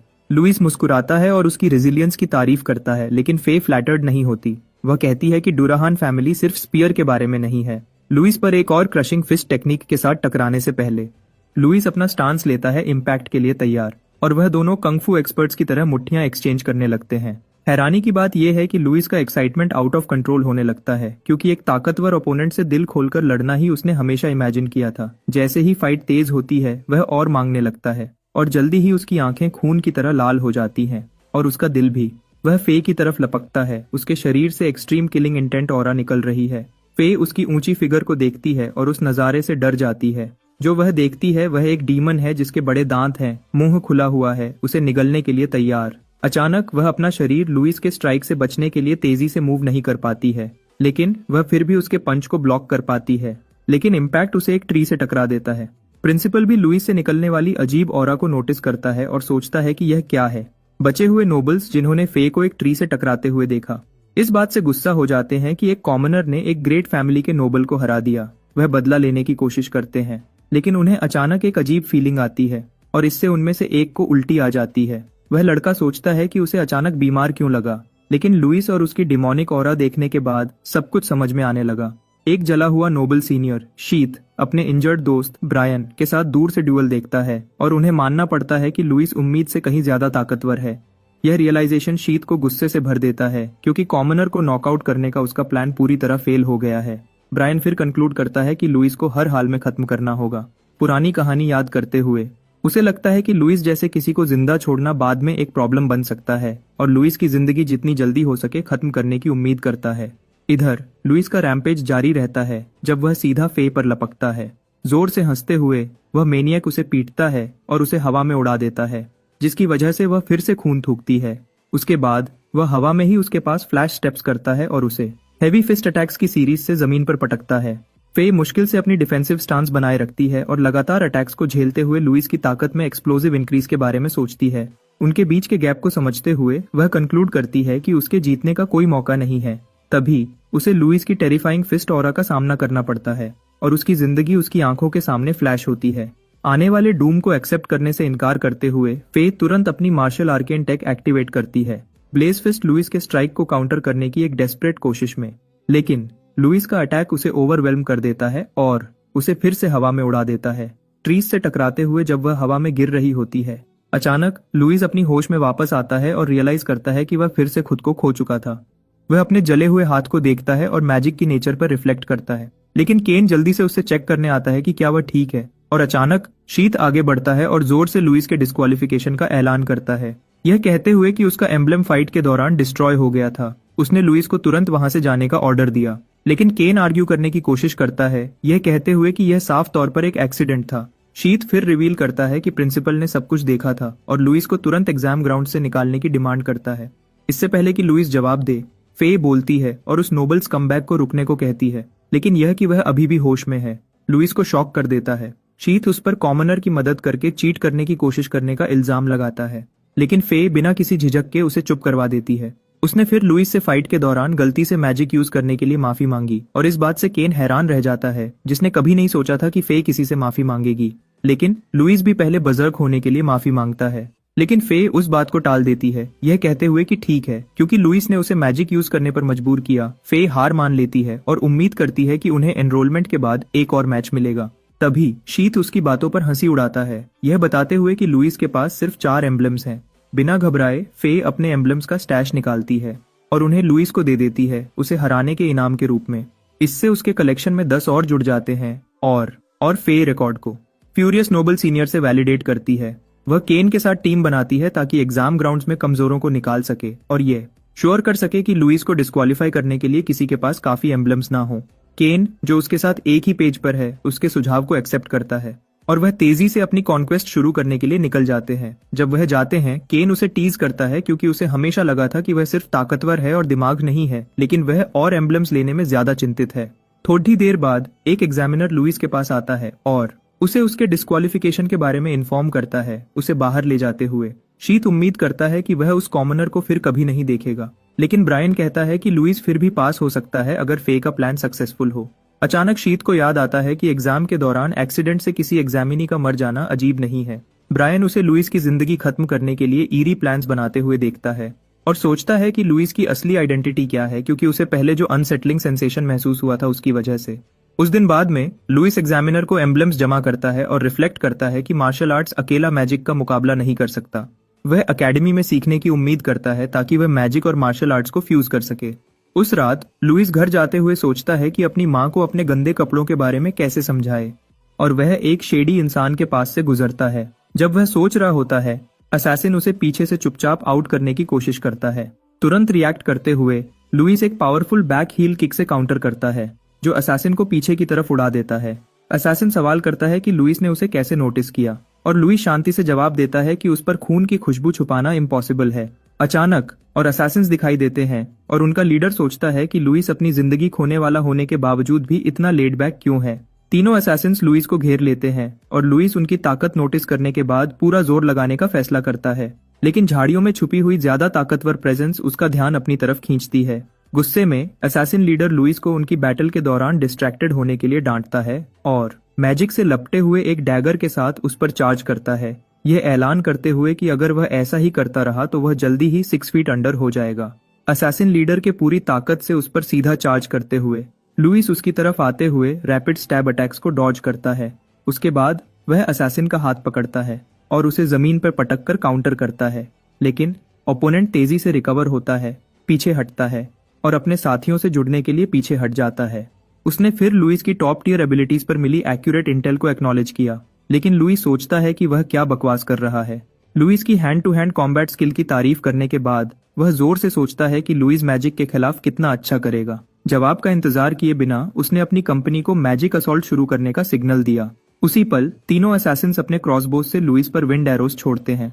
खुशकिस्मती से वह तेजी से रिएक्ट करता है और उन्हें डॉज करता है, फिर अपना ध्यान पास के ट्रीज की तरफ मोड़ता है जिन्हें लगा था। डैमेज को ऑब्जर्व करके वह विंड एरोस की डिस्ट्रक्टिव पावर का अनुमान लगाता है, यह जानते हुए कि उसके पास आगे बढ़ने के अलावा कोई ऑप्शन नहीं है। लुइस एक गहरी सांस लेता है, एक ब्रीदिंग टेक्निक एक्टिवेट करने के लिए जो उसके शरीर के अंदर की चियाई का यूज करके उसकी फिजिकल स्ट्रेंथ को एम्पलीफाई करती है और उसे एक्सप्लोजिव स्पीड देती है। उसने फिर उन पर चार्ज किया, लेकिन उनका लीडर उसके एफर्ट्स को खारिज करता है और विंड एरोस की एक और वेव का ऑर्डर देता है। लेकिन लुइस स्किलफुली शॉट्स को डॉज करता है और असैसिन्स जल्दी ही उसका ट्रैक खो देते हैं। उनकी हैरानी के लिए लुइस ऊपर से नीचे आता है और एक पावरफुल किक देता है जो लीडर को जमीन पर पटक देता है और ज्यादा विंड एरोस को इवेड करते हुए तुरंत पीछे हट जाता है। गुस्से में लीडर अपने आदमियों को लुइस को रोकने का ऑर्डर देता है और अचानक एक और असैसिन लुइस के पीछे दिखाई देता है और एक सरप्राइज चॉप किक लॉन्च करता है। लुइस खुशकिस्मती से स्टेल्थ अटैक को समय रहते परसीव कर लेता है और उसे ब्लॉक करता है। हालांकि इम्पैक्ट से उसकी बाहों में एक तेज झटका लगता है। वह जल्दी से रीग्रुप होता है और नए दुश्मन को घूरता है, जिसे वह एक ज्यादा सीरियस थ्रेट मानता है। इससे पहले कि लुइस और रिएक्ट कर पाता, उसे एहसास होता है कि वह लोगों के एक ग्रुप से घिर चुका है और हर डायरेक्शन से आती हुई विंड एरोस को इवेड करने में स्ट्रगल करता है। लगातार अटैक से बचने में असमर्थ लुइस को हिट लगती है और वह बेहोश हो जाता है। असैसिन्स चेन की सांस लेते हैं और कमेंट करते हैं कि एक कॉमनर के लिए इतनी देर तक टिकना कितना इंप्रेसिव था। उनमें से एक उसे खत्म करने के लिए आगे बढ़ता है, लेकिन लुइस अचानक झटके से दूर हो जाता है और तुरंत उन्हें आउट कर देता है। उसने फिर लड़के का क्रॉसबो पकड़ा और दूसरे असैसिन्स पर विंड एरोस फायर किए। 2 असैसिन्स आउट हो जाते हैं, लेकिन ताकतवर वाला शॉट को आसानी से पैरी कर लेता है। यह रियलाइज करते हुए कि लुइस बेहोश होने का नाटक कर रहा था, वह उसकी इंप्रेसिव फीट की तारीफ करता है। लुइस फिर पूछता है कि उसने अपने अंडरलिंग्स को खोने के बाद भी मूव क्यों नहीं किया, लेकिन शेडी ड्यूड को कमजोरों की परवाह नहीं है। तभी लुइस उस पर और विंड एरोस छोड़ता है, लेकिन उसकी इवेसिव स्किल्स बिल्कुल अलग लेवल की हैं। वह लुइस पर लपकता है और हवा में ही एक मैजिक हैमर बनाता है। जब वह अटैक करता है, वह मानता है कि वह लुइस को एक डिसाइपल के रूप में लेना चाहता था, लेकिन उसके एम्प्लॉयर के ऑर्डर्स उसे कोई ऑप्शन नहीं देते। लुइस हैवी अटैक को अपने शरीर से झेलने की कोशिश करता है, लेकिन वह उसे उड़ा देता है। अभी भी हवा में ओपोनेंट उसके साइड में फ्लैश स्टेप्स करता है और रिवील करता है कि लुइस की एबिलिटी शायद एक अप्रेंटिस से ज्यादा हो, लेकिन यह हायर रैंक्ड फाइटर का सामना करने के लिए काफी नहीं है। उसके बाद उसने फिर से मैजिक हैमर समन किया और लुइस को तुरंत जमीन पर पटक दिया। उसे रिकवर होने का समय दिए बिना असैसिन अपना असॉल्ट जारी रखता है, मैजिक अटैक्स की लहरें छोड़े हुए। जब धुआं आखिरकार छंटता है, असैसिन हैरान है कि लुइस अभी भी जिंदा है, लेकिन वह जिद्दी लड़का अपनी इंजरीज के बावजूद डिफेंसिव स्टांस में खड़ा है। साफ तौर पर दर्द में लुइस ऐलान करता है कि वह यहीं खत्म नहीं होगा, लेकिन असैसिन कुछ और सोचता है। साथ ही वह दावा करता है कि कोई भी लुइस को आने वाले डूम से बचा नहीं सकता जब वह एक और मैजिक हैमर मटेरियलाइजेस करता है। हिलने में असमर्थ लुई घबरा जाता है जब वह दुश्मन को घूरता है, उसे रेनबो ब्रिज पर भेजते हुए। असैसिन अपनी मार्शल आर्केन स्किल, जिसे सेलेस्टियल हैमर के नाम से जाना जाता है, उससे अटैक करता है और उस पल लुइस की जिंदगी उसकी आंखों के सामने फ्लैश होती है। उसे मैजिक सीखने और ऑर्फनेज में अपने परिवार को प्रोटेक्ट करने का अपना एम याद आता है। रिपरकशंस की परवाह किए बिना वह अपनी किस्मत बदलने का फैसला करता है और उसके आसपास की ऑरा तुरंत बदल जाती है। वह अपनी मिस्टीरियस पावर से काउंटर करता है और यह असैसिन के अटैक को रोके रखती है। हैरानी की बात यह है कि टक्कर और पावर स्ट्रगल से एक मैसिव एक्सप्लोजन होता है। कुछ पल बाद लुइस जमीन पर लेटा हुआ खांसता है और असैसिन जोर से सोचता है कि उसे अजीब तरह से ऐसा क्यों लग रहा है जैसे वह ये रियलाइज करते हुए कि लुइस को टारगेट क्यों किया जा रहा है। वह अपनी मैजिक हैमर फिर से उठाता है, उसे खत्म करने के लिए तैयार है, जिसे वह अब एक मॉन्स्टर मानता है। अचानक एक कमांडिंग वॉइस असैसिन को रुकने का ऑर्डर देती है और एक वायलेंट विंड वॉर्टेक्स उसे जल्दी से रोकता है, इससे पहले कि वह लुइस को फिश फूड बना दे। जब वह पीछे हटता है और विंड वॉर्टिसिस तुरंत उसे उसकी जगह पर फंसा लेते हैं और उसे ओवरवेलमिंग प्रेशर से कुचल देते हैं। बचने में असमर्थ असैसिन दर्द में चिल्लाता है जब मैजिक उसके शरीर को पूरी तरह रिस्ट्रेन कर देती है। इवेंट्स के अचानक बदलाव से कंफ्यूज होकर लुइस सोचता है कि क्या हो रहा है। और अचानक प्रिंसिपल अरोनियन आता है और उसके रैम्पेज को सप्रेस करने के लिए उसकी तारीफ करता है। उसने लुइस को पीने के लिए एक मैजिक पोशन दी और अपनी तेज नजर एग्जॉस्टेड असैसिन की तरफ मोड़ दी। उसने फिर इंट्रूडर से पूछताछ की, उसके एम्प्लॉयर का नाम मांगते हुए। असैसिन रियलाइज करता है कि वह एक ग्रैंड मास्टर है और दावा करता है कि वह लुइस को उसके आने वाले डूम से बचा नहीं पाएगा। वह जोर से हंसता है और दावा करता है कि यह तो बस शुरुआत है उसके खुद को उड़ाने से पहले। डिस्टर्बिंग इंसिडेंट देखकर प्रिंसिपल अरोनियन सोचता है कि क्या असैसिन्स गिल्ड इन्वॉल्व्ड है और फिर उम्मीद करता है कि वह ज्यादा सोच रहा है। इधर लुइस पोशन के इफेक्ट्स को नोटिस करता है और उसकी हीलिंग पावर से हैरान है क्योंकि इसने उसकी फ्रैक्चर्ड बोन्स को भी पूरी तरह ठीक कर दिया है। उसने फिर प्रिंसिपल अरोनियन से पूछा कि क्या यह सिर्फ एक कोइंसिडेंस है कि वह वहां था और जोर से सोचता है कि वह हमेशा उसे बचाने के लिए ठीक समय पर क्यों आता है। प्रिंसिपल ने डिस्कशन को तब के लिए सेव करने का फैसला किया जब वह उसके घर पहुंचेंगे और लुइस तुरंत घबराने लगता है क्योंकि देर हो चुकी है और उसकी मां चिंतित होगी। एक सेकंड भी वेस्ट किए बिना वह घर की तरफ दौड़ता है, जबकि प्रिंसिपल अरोनियन काइली नाम के एक मिस्टीरियस क्रीचर को समन करता है। उसे क्लीनिंग अप ड्यूटीज का काम देता है। कैंड्रिया एम्पायर के नॉर्दर्न पार्ट में स्थित मैंटिला टाउन में कहीं और दो नोबलमैन लसिएला के सामने आ जाते हैं। रिपेयर्ड मिलस्टोन का बहाना बनाकर वह उसे परेशान करते हैं जब वह बच्चों का इंतजार कर रही होती है। लसिएला शांति से समझाती है कि वह सिर्फ इंतजार कर रही है, लेकिन नोबलमैन उसकी बातों को नजरअंदाज करते हैं और उसे अटैक करने के बुरे इरादे से आगे बढ़ते रहते हैं। खुशकिस्मती से लुइस ठीक समय पर पहुंच जाता है उन क्रैकहेड्स को रोकने के लिए। लसिएला उसके वापस आने का जश्न मनाती है, लेकिन उसकी रफ स्टेट देखकर हैरान रह जाती है। लुइस पूछता है कि क्या वह ठीक है, लेकिन वह ज्यादा चिंतित है उसके फटे हुए कपड़ों और उन पर लगे खून के बारे में। जब लुइस उसकी चिंता दूर करने के लिए बहाने बनाने की कोशिश करता है, वह नोबलमैन उसे अपने लॉर्ड और फाइटर जॉर्ज की धमकी देते हैं। उनकी हैरानी के लिए प्रिंसिपल अरोनियन हवा में ही आ जाते हैं और नीचे आते हुए वह गलतफहमी को ठीक करते हैं। उसने फिर अपना परिचय दिया और उन स्कमबैग्स पर दबाव डालते हैं जाने के लिए। यह देखकर कि वह एक असली ग्रैंड मास्टर है, नोबलमैन झुकते हैं और वहां से चले जाते हैं। प्रिंसिपल अरोनियन फिर लसिएला की तरफ मुड़ता है और रिवील करता है कि उन्हें बात करनी है। कुछ देर बाद लसिएला उसे अपने घर में ले जाती है, लेकिन वह उस मिलस्टोन को नोटिस करता है जिसके बारे में वह स्कमबैग्स पहले शिकायत कर रहे थे। वह सोचता है कि यह बिना मैजिक के ऑटोमेटिकली कैसे काम करता है और करीब से देखने पर रियलाइज करता है कि ऐसी चीजें हर जगह हैं। लसिएला उसे कुछ फ्रूट्स ऑफर करती है और सारा क्रेडिट लुइस को देती है, जिसकी क्रिएशंस ने उनकी जिंदगी आसान बना दी है। उसने फिर पूछा कि क्या लुइस ने कोई क्राइम किया है जिससे प्रिंसिपल का विजिट वारंट हो, लेकिन प्रिंसिपल अरोनियन रिवील करता है कि बात उल्टा है। इसके अलावा उसने एम्फसाइज किया कि लुइस कितना टैलेंटेड है, जो उसने सिर्फ गाया स्क्रिप्चर्स में देखा है। पिछले समय में मॉन्स्टर्स के अत्याचारी राज के दौरान एक जीनियस जिसे देवी ने गाइड किया था इंसानों में से उभरा। उसने एलिमेंट्स के एसेंस को समझकर मार्शल आर्केन बनाया और 5 साल बाद उसने अपने साथियों के साथ मॉन्स्टर्स को हराया और इंसानियत को डूम से बचाया। उसके बाद वह दिन लिबरेशन डे के रूप में जाना और मनाया जाने लगा और उस लड़के को गायस स्क्रिप्चर्स में पहला हीरो कहा जाता है। जब लसिएला उस एलिजेडली सेवियर की तारीफ करती है, लुइस कहता है कि यह फोल्क लेजेंड्स में रिकॉर्ड नहीं किया गया था, लेकिन प्रिंसिपल अरोनियन इंसिस्ट करता है कि एक है। लेकिन वह रिवील करता है कि पहले हीरो के ब्लैक हेयर और आईज थे, जो इंसानियत के टॉप ऑफिशियल्स को पता एक राज है। जाहिरन उसके दिल में जो पागलपन था उसने उसे ओवरवेल्म कर दिया और उसने एक गंभीर पाप किया जिसके लिए उसे इतिहास से मिटा देना जरूरी था। यह रेवलेशन लुइस को हैरान कर देता है, जो सोचता है कि क्या उसमें भी यह इनर मैडनेस है। प्रिंसिपल अरोनियन जोड़ता है कि हर देश ब्लैक हेयर और आईज वाले लोगों को एलिमिनेट करता है किसी भी गड़बड़ से बचने के लिए। उसने फिर लुइस को अपने बाल डाई करने के लिए कन्फ्रंट किया और लसिएला तुरंत ब्लेम लेती है, उसकी मासूम वजह रिवील करते हुए कि उसने उसे ऐसा क्यों करवाया। वह लुइस के गुड पर्क्स गिनना शुरू करती है, लेकिन लुइस उसे रोकता है, ये कहते हुए कि प्रिंसिपल के दूसरे इरादे हैं। क्योंकि ग्रैंड मास्टर उसे मारना चाहता था तो मार सकता था। प्रभावित होकर प्रिंसिपल एरोनियन उसकी दूरदर्शिता की तारीफ करता है, जो उसकी उम्र के हिसाब से उल्लेखनीय है, और अनुमान लगाता है कि उस लड़के ने अपने अंदर के पागलपन को काबू कर लिया है। उनकी हैरानी के लिए प्रिंसिपल लुइस को नया हीरो मानता है, यहाँ तक कि शांतिपूर्ण युग में भी।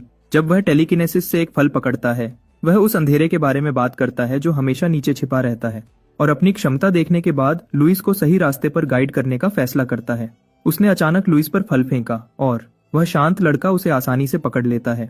उसके बाद प्रिंसिपल एरोनियन कहते हैं कि लुइस ने फे और केन के प्रयासों की वजह से टेस्ट पास कर लिया, जिन्होंने दूसरे परीक्षार्थियों को फेल कर दिया। उसके बाद उसने लुइस से एकेडमी में अपना शिष्य बनने को कहा, लेकिन लुइस उत्सुकता से पूछता है कि अगर वह बाद में बेरहम हो गया तो प्रिंसिपल क्या करेगा। तुरंत लुइस के हाथ में रखा फल अनुशासन में कट जाता है और इससे वह शॉक हो जाता है। बर्फ की तरह ठंडे एरोनियन जवाब देते हैं कि जब ऐसा होगा तो वह उसे पर्सनली क्रिएटर के पास भेज देंगे। अगली सुबह यार्ड में काम करते हुए लुइस के पालक भाई बहनों में से एक उसका मुकाबला करता है कि उसे प्रिंसिपल एरोनियन से पर्सनल इनविटेशन मिला है, लेकिन लुइस उसे एक चेतावनी भी देता है। वह भाई बहन एकेडमी की फीस के बारे में बकवास करता रहता है, जबकि लुइस महान हीरो के साथ अपने कनेक्शन के बारे में सोचता है। उसे प्रिंसिपल की बातें याद आती हैं और वह सोचता है कि क्या वह उन पर सच में भरोसा कर सकता है। प्रिंसिपल एरोनियन के पिछली रात जाने से पहले लुइस ने उससे अकेले में पूछा था कि उसने लासिएला को सब कुछ क्यों बताया, उसे परेशान करते हुए। उसने कहा कि अनजानपंती उसे एक बोझ बना देगी, लेकिन लुइस ऐसा नहीं सोचता था। प्रिंसिपल एरोनियन ने फिर कहा कि उसे जानना जरूरी था, क्योंकि अगर उसकी पहचान उजागर हो जाती तो उसके परिवार खतरे में पड़ जाता। उसके उड़ने से पहले उसने लुइस को ताकतवर बनने को कहा, क्योंकि यह उसके ट्रायल्स की बस शुरुआत थी। याद करने के बाद लुइस कंफर्म करता है कि प्रिंसिपल एरोनियन सही है और एकेडमी में और ताकतवर बनने का फैसला करता है। कुछ पल बाद उसके छोटे भाई बहन उसे विदाई कहते हैं और उसकी बहन लाना उसकी बाहों में कूद जाती है, रोई आंखों से। वह पूछती है कि क्या वह रेगुलर विजिट करेगा और उसे पिंकी प्रॉमिस करवाती है कि वह लंबी छुट्टियों में विजिट करेगा। उसके बाद एक बड़ा भाई लुइस को नोबल के बटलर के उसे बुलाने के बारे में इन्फॉर्म करता है। जल्दी ही लुइस बटलर से मिलने जाता है, जो तुरंत उसकी पहचान कंफर्म करता है और फिर एक इनविटेशन देता है, अपना इंट्रोडक्शन औरंग का फैमिली के बटलर के रूप में देते हुए। केन का इनविटेशन देखकर लुइस उसकी दोस्ती मजबूत करने की नीयत का अंदाजा लगाता है और उसके साथ खेलने का फैसला करता है। बटलर उसे गाड़ी में ले जाता है और उनकी यात्रा शुरू होती है। उस दिन बाद में वह हरजन टाउन में तैनात है और जैसे ही लुइस गाड़ी से उतरता है, बटलर उसे औरंग का फैमिली के बारे में ब्रीफ करता है। ग्रेट फैमिली के बड़े मैंशन को देखकर लुइस का मुंह खुला रह जाता है, लेकिन केन उसे स्वागत करने के लिए बाहर दौड़ता है। केन दोहराता है कि वह अब क्लासमेट्स हैं और लुइस कहता है कि यह फाइनल एग्जाम में उसके एफर्ट्स की वजह से है। उसने फे की मदद को भी एक्नॉलेज किया और उनकी पहले वाली बेट को टाल देने का फैसला किया, लेकिन केन कहता है कि वह वैसे भी पास हो जाता क्योंकि उसके पास फे का सील ऑफ अप्रूवल है। उसने फिर लुइस को अपना स्पारिंग पार्टनर बनाने का इंटेंशन रिवील किया, साथ ही उसे एकेडमी और मैजिक के बारे में पहले से इन्फॉर्मेशन भी देते हुए। तभी केन की माँ आती है और उसे एक गंदे कॉमनर को अपने घर में लाने के लिए कन्फ्रंट करती है। केन कहता है कि लुइस उसका दोस्त है, लेकिन वह उसकी बातों को नजरअंदाज करती है और लुइस से पूछती है कि उसके बेटे के पास आने के उसके क्या इरादे हैं। कॉमनर के साथ एक ही हवा में सांस लेने से घिन आती हुई उसने एक गोल्ड रिंग निकाली, जिसकी कीमत दर्जनों गोल्ड कॉइन्स थी, और उस पर फेंक दी। उसने फिर उसे वहां से चले जाने का ऑर्डर दिया, लेकिन केन यह बर्दाश्त नहीं कर पाया। जब वह लुइस से माफी मांगने के लिए मुड़ता है, वह उसे रिंग उठाते हुए देखता है। लुइस रिवील करता है कि उसने उसके बेटे की एबिलिटी को कैसे एक्नॉलेज किया और उसके साथ दोस्त बना। उसने फिर पूछा कि क्या वह केन की बातों को गोल्ड रिंग के बराबर कम कीमत का मानती है, और इस बात से वह तुरंत गुस्से में आ जाती है, उसे गुस्से से घूरते हुए। उसने किसी को उसे बाहर फेंकने का ऑर्डर दिया और बटलर्स तुरंत उसकी बात मानने के लिए जमा हो जाते हैं। लेकिन केन अपनी मां को कन्विंस करने की कोशिश करता है कि लुइस ने फे को हराया, लेकिन वह इस बेकार स्टेटमेंट पर यकीन नहीं करती। लुइस इस बात को अफर्म करता है और ऐलान करता है कि केन उसके आसपास रहकर और ताकतवर बन सकता है। उसकी एरोगेंस केन की मां को गुस्सा दिला देती है, लेकिन उसी पल मैंशन का दरवाजा खुलता है और एक तेज हवा बटलर्स को रास्ते से हटा देती है। केन के पिता विलियम अंदर आते हैं और लुइस की कॉन्फिडेंट घोषणा को दोहराते हैं। केन की मां घबरा जाती है और जल्दी से उसे अपील करने की कोशिश करती है, लेकिन वह उसके पास से गुजर जाते हैं। केन अपने पिता को ग्रीट करने के लिए झुकता है और लुइस भी उसे ग्रीट करता है, अपना परिचय देते हुए, जब वह उसकी इनक्रेडिबल ऑरा के बारे में सोचता है जो प्रिंसिपल एरोनियन के बराबर है। विलियम केन से पूछता है कि क्या यह सच है, और वह रिवील करता है कि लुइस उससे ज्यादा ताकतवर है। इंट्रीग्ड होकर विलियम लुइस से इसे प्रूव करने को कहता है और तुरंत अपनी किलिंग इंटेंट रिलीज करता है, जो एक भयानक टाइगर का रूप लेती है। इससे पहले कि लुइस रिएक्ट कर पाता, वह भयानक ऑरा तेजी से उसकी छाती में अपने दांत गाड़ देती है और लुइस को जल्दी ही एहसास होता है कि वह सांस नहीं ले पा रहा है। तभी लुइस घबरा जाता है जब वह कंक्लूड करता है कि विलियम सच में उसकी जिंदगी खत्म करने का इरादा रखता है। उसी पल विलियम सचमुच उस पर गुस्से से घूरता है और उसकी विल पावर लुइस की रूह में एक छेद कर देती है। अपने विचारों को इकट्ठा करने की कोशिश करते हुए लुइस रियलाइज करता है कि ग्रैंड मास्टर की विल पावर कितनी टेरिफाइंग है, लेकिन पिछले कुछ सालों में लगातार मॉन्स्टर हंटिंग की वजह से उसने किलिंग इंटेंट के प्रति एक रेजिस्टेंस बना ली है। जोश में लगते हुए उसकी रूह में बना छेद उसके जलते हुए हौसले और विल पावर के साथ रिकवर होने लगता है। उसकी रूह में आग फट पड़ती है और विलियम की हैरानी के लिए यह एक ड्रैगन का रूप लेती है। विल पावर्स का टकराव शुरू होता है और वह दोनों कुछ देर तक टकराते हैं। जब धुआं छंटता है, केन लुइस को जल्दी से चेक करता है और उससे बैटल ऑफ विल्स हारने के बाद खड़ा होने में मदद करता है। उसके बाद विलियम लुइस से पूछता है कि वह ताकत क्यों चाहता है, और लुइस कहता है कि अपने परिवार को प्रोटेक्ट करने के लिए, बिना कोई चेहरे पर इमोशन दिखाए। विलियम जाने के लिए मुड़ता है, लेकिन केन को उसकी कमजोर विल पावर के लिए डांटता है और उसे लुइस से कुछ सीखने को कहता है। इस डेवलपमेंट से नाखुश केन की मां विलियम से उसके फैसले के बारे में बात करने की कोशिश करती है, लेकिन वह उसकी राय को ठंडे तरीके से रिजेक्ट कर देता है। रिलैक्स होकर केन फिर लुइस को तुरंत ट्रेनिंग ग्राउंड ले जाने का फैसला करता है। अरंका फैमिली के मार्शल आर्ट्स ट्रेनिंग ग्राउंड पर केन अपने पेरेंट्स की तरफ से माफी मांगता है, लेकिन लुइस कहता है कि ठीक है। उसने फिर बताया कि विलियम कितना एक्सट्रीम था और केन की चिंता दूर करने की कोशिश करता है उसकी एबिलिटी को एक्नॉलेज करके। लेकिन केन कहता है कि लुइस ओरांका फैमिली का बेटा बनने के लिए कहीं ज्यादा सूटेबल है। लेकिन लुइस पूरे इंसिडेंट को विलियम के उसे केन के लिए टेस्ट करने के रूप में देखता है। वह जोर से सोचता है कि क्या यह विलियम का प्यार दिखाने का तरीका है, और उसकी बातें केन को पिछली यादों में ले जाती हैं। अपनी जिंदगी पर गौर करते हुए केन जब छोटा था तो उसे मैंशन से बाहर निकलने का ज्यादा मौका नहीं मिला और उसके पास सिर्फ खाना, सोना और ट्रेनिंग करने की यादें थीं। जाहिरन विलियम उसे अपने दादा की तरह एक ग्रेट सेज बनाना चाहता है। केन को जल्दी ही एहसास होता है कि वह हमेशा अपने पिता का एक्नॉलेजमेंट चाहता था, लेकिन रास्ते में मैंशन एक जेल बन गया, जबकि उसका स्टेटस और टैलेंट्स ने उसे बांध दिया। वह लड़का हमेशा बाहर और आजादी के लिए तरसता था, जैसे पक्षी पूरे कॉन्टिनेंट में उड़ते हैं। बदकिस्मती से वह एक ऐसी दुनिया के लिए बहुत कमजोर है जहां सिर्फ ताकत मैटर करती है। जब वह इन्वेंट्री में एक रेपियर उठाता है, वह नोट करता है कि अपने ब्लो को घुमाना इन जंजीरों को तोड़ने का एक ही तरीका है। उसके बाद केन डिस्क्लोज करता है कि उसके पिता भी एकेडमी के ग्रेजुएट हैं और फैसला करता है कि ताकतवर बनेगा ताकि उसे आजादी से जीने की परमिशन मिल सके। केन फिर लुइस की तरफ मुड़ता है, उसे ताकतवर बनाने के लिए उस पर भरोसा करते हुए, और दोनों दोस्त अपना स्पार शुरू करते हैं। इधर विलियम ड्यूओ को दूर से देखता है और अपने बटलर से उसकी इन्वेस्टिगेशंस के रिजल्ट्स के बारे में पूछता है। बटलर उसे बताता है कि लुइस ऑर्डिनरी नहीं है। एग्जाम के दौरान उसके एक्सप्लॉइट्स को सुनाते हुए, उसके फे को हराने और प्रिंसिपल अरोनियन की मदद कई मौकों पर हासिल करने के बारे में सुनने के बाद विलियम कंक्लूड करता है कि लुइस एक ट्रबल मेकर है। बटलर फिर पूछता है कि उसने लुइस को फिर भी अंदर क्यों आने दिया, और विलियम समझाता है कि लोग चैलेंजेस के साथ अपनी स्किल्स को तेज करते हैं और इन मुश्किलों को ओवरकम करने के बाद बढ़ते हैं। अपनी इंट्यूशन से उसे लगता है कि लुइस सच में केन को ताकतवर बनाने में मदद कर सकता है। इधर लुइस, जो बिना किसी वेपन के लड़ रहा है, केन को पीछे किक करता है। केन रिकवर होता है और विंड लंज नाम की एक मार्शल आर्केन स्किल एक्टिवेट करता है।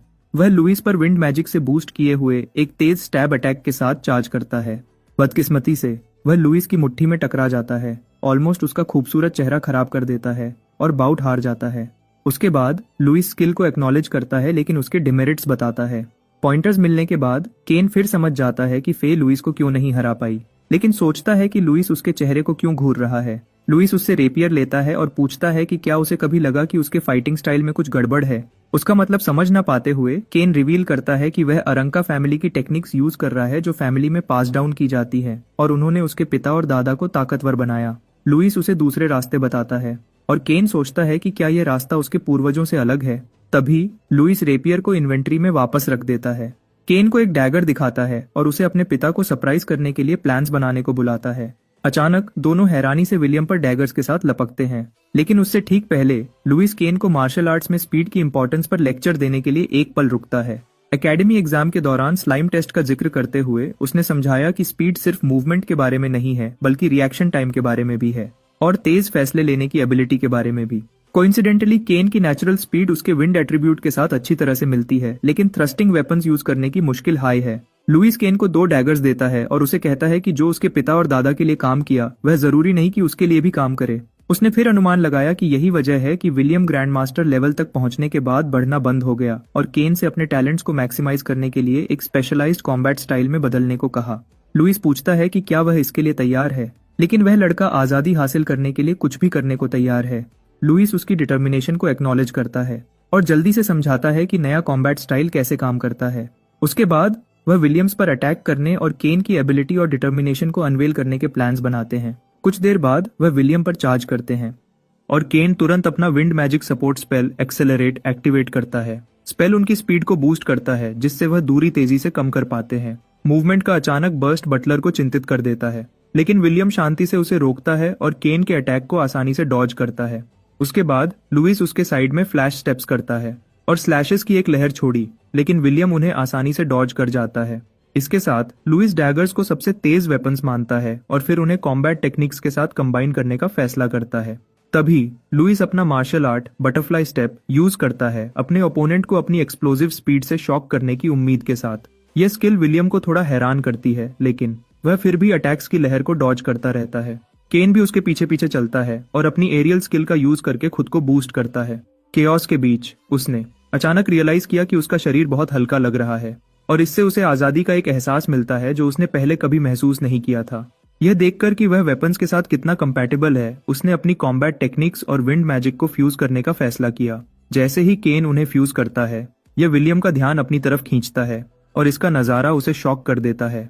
केन अपने नए मार्शल वे को एक्सेप्ट करता है और एक हिट लगाने की कोशिश करता है, लेकिन इससे पहले कि वह कर पाता, विलियम एक मैसिव आउटबर्स्ट रिलीज करता है जो उन पेस्की लैड्स को पीछे धकेल देता है और वह गुस्से से केन से पूछता है कि क्या वह अपनी इच्छा शक्ति को प्रूव करने के लिए क्लैन की टेक्निक्स को छोड़ रहा है। ड्यूओ ग्रुप और लुइस तुरंत केन को एक्सेलरेट फिर से यूज करने को कहता है। बिना झिझक के केन लुइस का कंधा पकड़ता है और तुरंत स्पेल एक्टिवेट करता है और ड्यूओ पूरी ताकत से असॉल्ट जारी रखते हैं। विलियम उनके सिंक्रोनाइज्ड मूवमेंट्स को देखता है, लेकिन उसकी इवेसिव स्किल्स बिल्कुल अलग लेवल की हैं। थोड़ी देर बाद उसने अपनी ऑरा केन के एक ब्लेड पर ले ली, लेकिन केन अपने पिता की पकड़ से छूट जाता है और फिर से पीछे हट जाता है। इस बात से विलियम गुस्से में आ जाता है, जो उसे तुरंत एक कावर्ड कहता है। लेकिन केन को लुइस के पहले के लेक्चर्स याद आते हैं पीछे हटने के मेरिट्स के बारे में। वह जल्दी ही अपना पैर जमाता है और अपने पिता को फिर से कन्फ्रंट करता है, लेकिन केन फिर से टॉर्नेडो स्पेल यूज करके डॉज करता है और लुइस के साथ रीग्रुप होता है। डुओ उस पर पीछे से चार्ज करते हैं, पूरी ताकत से चिल्लाते हुए ये उम्मीद करते हुए कि उनका अगला अटैक लगेगा।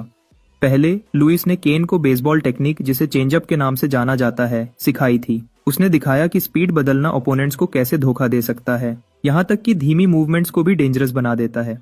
उसने समझाया कि जब सही तरीके से यूज किया जाता है तो यह दुश्मन की टाइमिंग को डिस्टर्ब करता है और उनकी रिएक्शन को डिले करता है।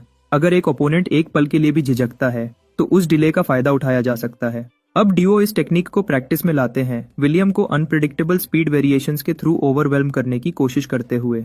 विलियम आराम से उनके अटैक्स को डॉज करता है, धीमी अटैक्स को अपने खिलाफ कुछ नहीं मानता। लेकिन कुछ देर बाद केन का डिलेड अटैक उसे सरप्राइज करता है। ब्लेड विलियम के कंधे पर लगती है, उसके फर को डैमेज करते हुए। सक्सेसफुल हिट लड़कों को एक्साइट करती है और वह लगातार अटैक्स जारी रखते हैं। लेकिन उनकी हैरानी के लिए विलियम कहता है कि बस हो गया। उसने केन को अपने परिवार का नाम बदनाम न करने का ऑर्डर दिया और फिर ट्रेनिंग ग्राउंड से चले जाते हैं। केन, जो उसे अपने पिता की अप्रूवल मानता है, उससे खुश होकर कमांड को एक्सेप्ट करता है और लुइस के साथ सेलिब्रेट करता है जब विलियम बटलर के साथ वहां से चले जाते हैं। जब वह चले जाते हैं, विलियम उन दोनों द्वारा यूज की गई टेक्निक्स पर रिफ्लेक्ट करता है। हिट और रिट्रीट टैक्टिक्स उसके दिमाग में घूमते रहते हैं और स्ट्रेटेजिक विड्रॉल का आइडिया उसे इंटरेस्टिंग लगने लगता है। उसने एक डैगर मटेरियलाइज किया, ये रियलाइज करते हुए कि उसने बच्चों से कुछ नया सीखा है। इधर लुइस ग्रैंडमास्टर से लड़ने का मौका मिस करने लगता है, लेकिन केन अपनी पूरी जिंदगी का सबसे अच्छा एहसास एंजॉय कर रहा है क्योंकि उसके पिता ने उसे पहली बार एक्नॉलेज किया और उसने लुइस को इस बात को सच करने के लिए एक प्रेजेंट देने का फैसला किया। बाद में अरांकस फैमिली लाइब्रेरी में किताबों की शीर संख्या लुइस को हैरान कर देती है, लेकिन केन एक बॉक्स के साथ उसके पास आता है जिसमें रिवॉर्ड्स थे और उसे अपना रास्ता जल्दी ढूंढने में मदद करने के लिए शुक्रिया कहता है। बॉक्स के कंटेंट लुइस को हैरान कर देते हैं क्योंकि वह बहुत वैल्यूएबल है। अंदर बहुत वैल्यूएबल बुक्स हैं जिसमें एकेडमी के रेफरेंसेस और रेयर मैजिक टेक्स्ट्स शामिल हैं जो कॉमनर्स शायद ही कभी देखते हैं। ये उम्मीद करते हुए कि बुक्स उसकी मदद करेंगी, केन उसे वह बुक्स देता है जो बेसिक माना थ्योरी और माना एट्रीब्यूट थ्योरी सिखाते हैं, लेकिन फिर उसे मैजिक और मार्शल आर्ट्स में डिविजन्स के बारे में कुछ टिप्स भी देता है। इसके अलावा केन लुइस को मैजिक अवेकनिंग रिचुअल के बारे में लेक्चर देता है, जो एक रिचुअल है जिसे सभी नए स्टूडेंट्स को अंडरगो करना होता है। जाहिरन ये एक रिचुअल है जहां गाया की मूर्ति के थ्रू एलिमेंट्स को सेंस किया जाता है और यह चर्च टेम्पल में अंडरगो करने के लिए 10 गोल्ड कॉइन्स का खर्चा आता है। लेकिन खुशकिस्मती से लुइस के लिए एकेडमी में ये फ्री है। केन वेरियस एकेडमी फीस और फ्यूचर एक्सपेंसेस को भी लिस्ट करता है, लुइस को गिफ्ट्स एक्सेप्ट करने और जब भी उसे मदद की जरूरत हो उस पर रिलाई करने को कहता है। कुछ देर बाद लुइस गिफ्ट्स एक्सेप्ट करता है और केन की रिक्वेस्ट पर उनकी पहले वाली बेट्स को सेटल्ड मानता है। लुइस रियलाइज करता है कि उसे पैसे कमाना शुरू करना होगा और जूलियन के मैजिक फार्मेसी के जिक्र को याद करता है। अचानक उसे यह भी याद आता है कि वह अपनी पिछली जिंदगी के नॉलेज का यूज करके यूजफुल आइटम्स इन्वेंट कर सकता है और ज्यादा तेजी से पैसे कमा सकता है। इस सोच के साथ लुइस केन से उसकी फैमिली के मर्चेंट गिल्ड से कनेक्शन के बारे में पूछता है और केन उत्सुकता से उसकी वजह जानना चाहता है, लेकिन लुइस उसे राज रखता है, यह कहते हुए कि उसे जल्दी ही पता चल जाएगा। एक हफ्ते बाद फ्रेशमैन का कैंड्रिया आर्कनिस्ट एकेडमी में स्वागत किया जाता है। जैसे ही लुइस बोल्डली स्कूल ग्राउंड्स पर चलता है, रोज, एक सॉफ्टमोर, उसके कलोन की खुशबू लेती है और कंक्लूड करती है कि वह जरूर किसी नोबल से रिलेटेड होगा। आखिर उसके पास ट्रेंडी एक्सपेंसिव कलोन है।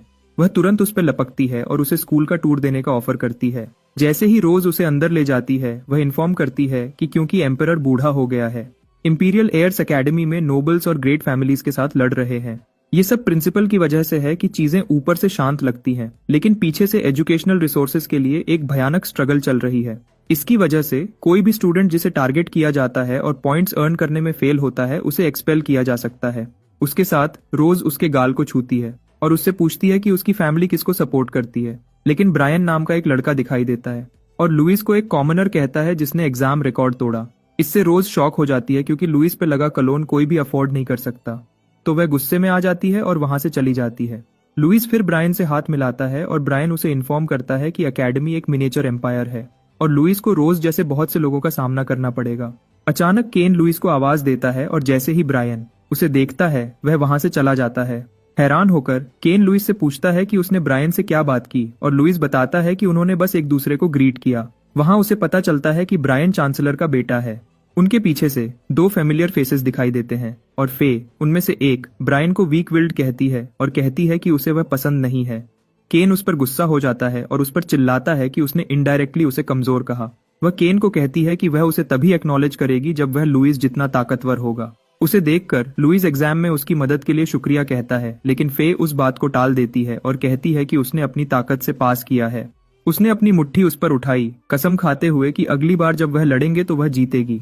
और इस बात से केन अपसेट हो जाता है तो वह उस पर चिल्लाता है कि उसने उसे इग्नोर किया और सिर्फ लुइस से बात की। थोड़ी देर इधर उधर की बातें करने के बाद मिलजाना फे को खींचकर ले जाती है, यह कहते हुए कि उन्हें अपना रजिस्ट्रेशन जारी रखना है। उनके जाने के ठीक बाद केन लुइस को गोल्ड कॉइन से भरा एक बड़ा पर्स देता है, यह कहते हुए कि यह लुइस का हिस्सा है। इससे लुइस शॉक हो जाता है कि उन्होंने उसके दिए इंस्ट्रक्शन से इतना कमा लिया।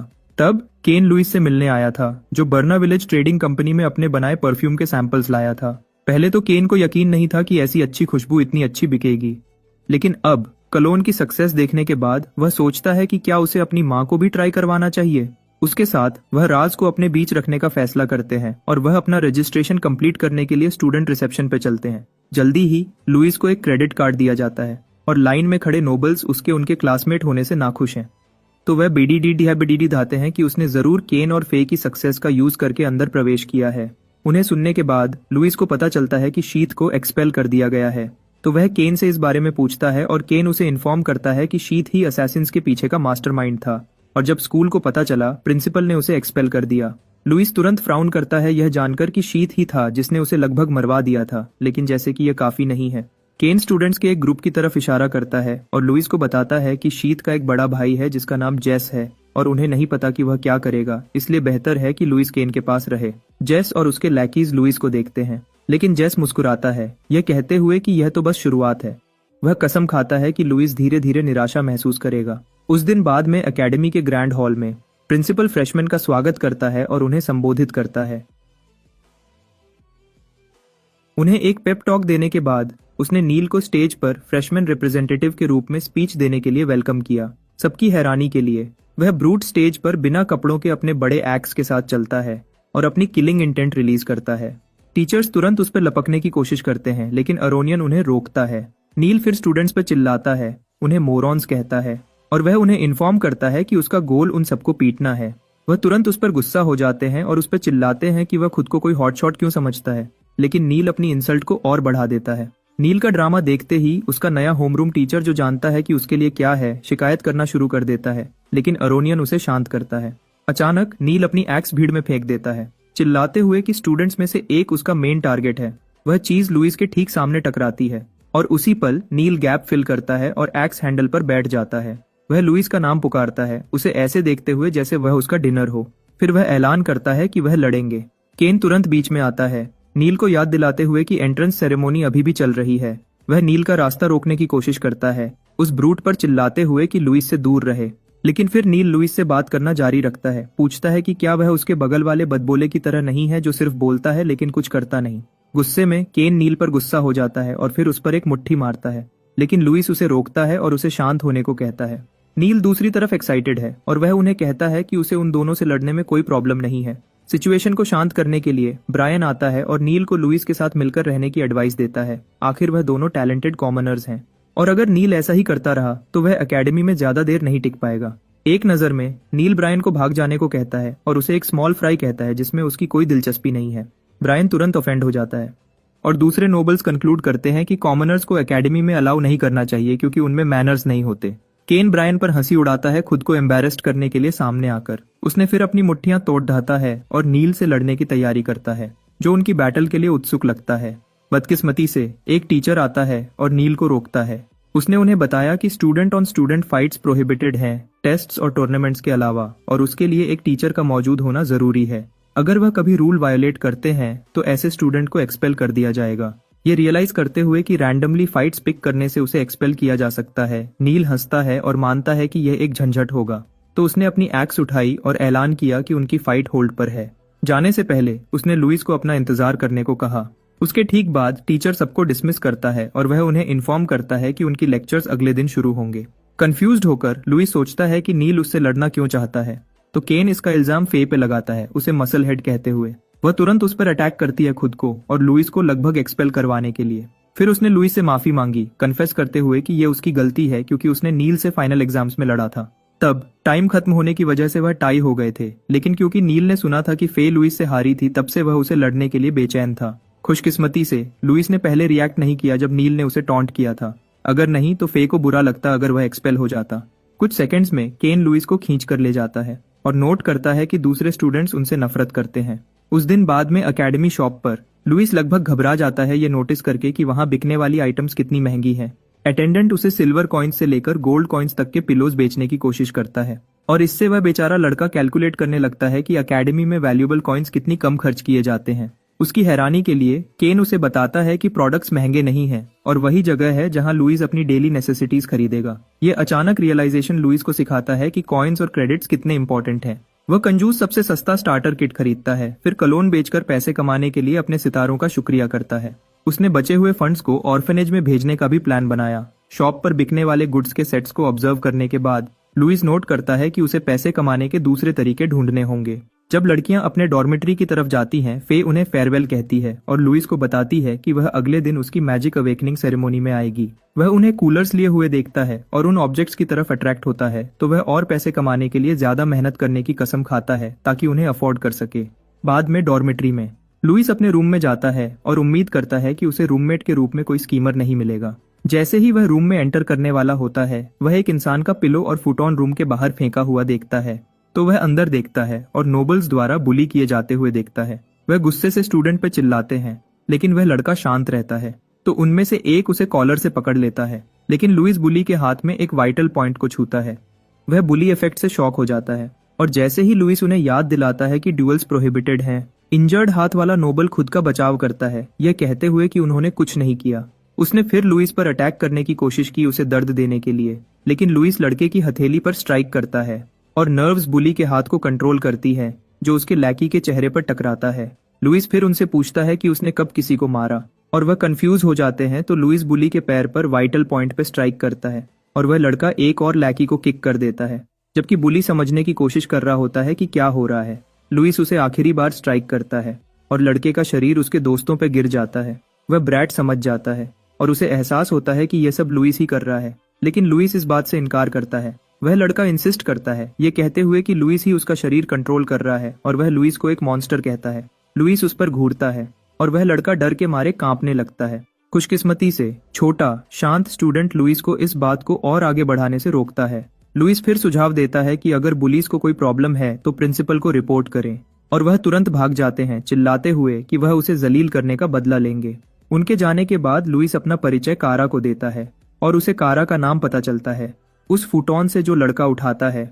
लुइस कारा से बात करने की कोशिश करता है, लेकिन वह लड़का उसे नजरअंदाज करता है और अंदर चला जाता है। लुइस ऑफेंड नहीं होता है क्योंकि उसे एहसास होता है कि कारा हद से ज्यादा शाय है। तो वह रूम को ठीक करता है और उम्मीद करता है कि अगले दिन होने वाले रिचुअल में कुछ भी क्रेजी नहीं होगा। इधर गॉडेस की मूर्ति से ज्यादा दूर नहीं, कुछ लोगों के ग्रुप्स ने एक जाल बिछाया है। अगले दिन गॉडेस के मंदिर में फ्रेशमैन जो अपनी मैजिक अवेकन करने आए हैं, गाया की जाइगेंटिक मूर्ति को घूरते हैं जो उनकी दुनिया की देवी है।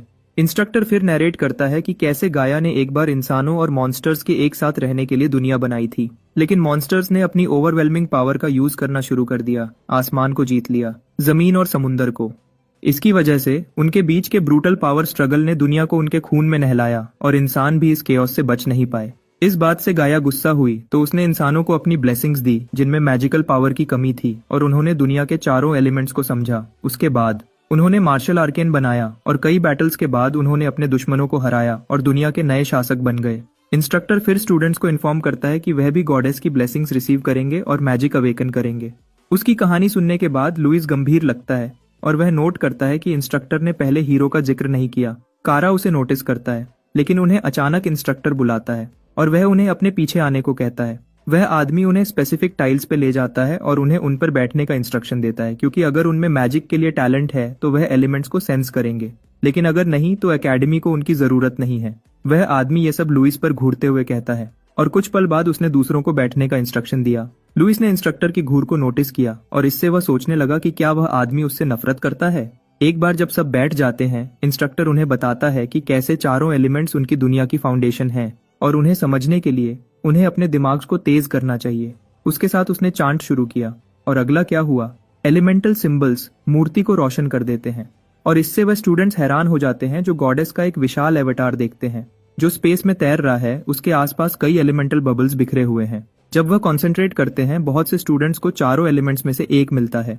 कुछ खुशियां मनाते हैं जबकि कुछ शिकायत करते हैं क्योंकि उन्हें जो एलिमेंट मिला वह उनके प्रोपोज्ड करियर पाथ के लिए सूटेबल नहीं था। अचानक नील दो एलिमेंट्स के फ्लेम वॉर्टेक्स से घिर जाता है और सब हैरान हैं कि उसे अर्थ और फायर दोनों एट्रीब्यूट्स मिले हैं। इस पॉइंट पर वह सोचने लगते हैं कि नील एक जीनियस है क्योंकि वह दोनों एलिमेंट्स को अपने हिसाब से चला सकता है। एक्साइटेड होकर वह मसल हेड अपनी फ्लेम्स को जलाता है और खुश होता है जबकि एलिमेंट्स को ओबे करने का ऑर्डर देता है।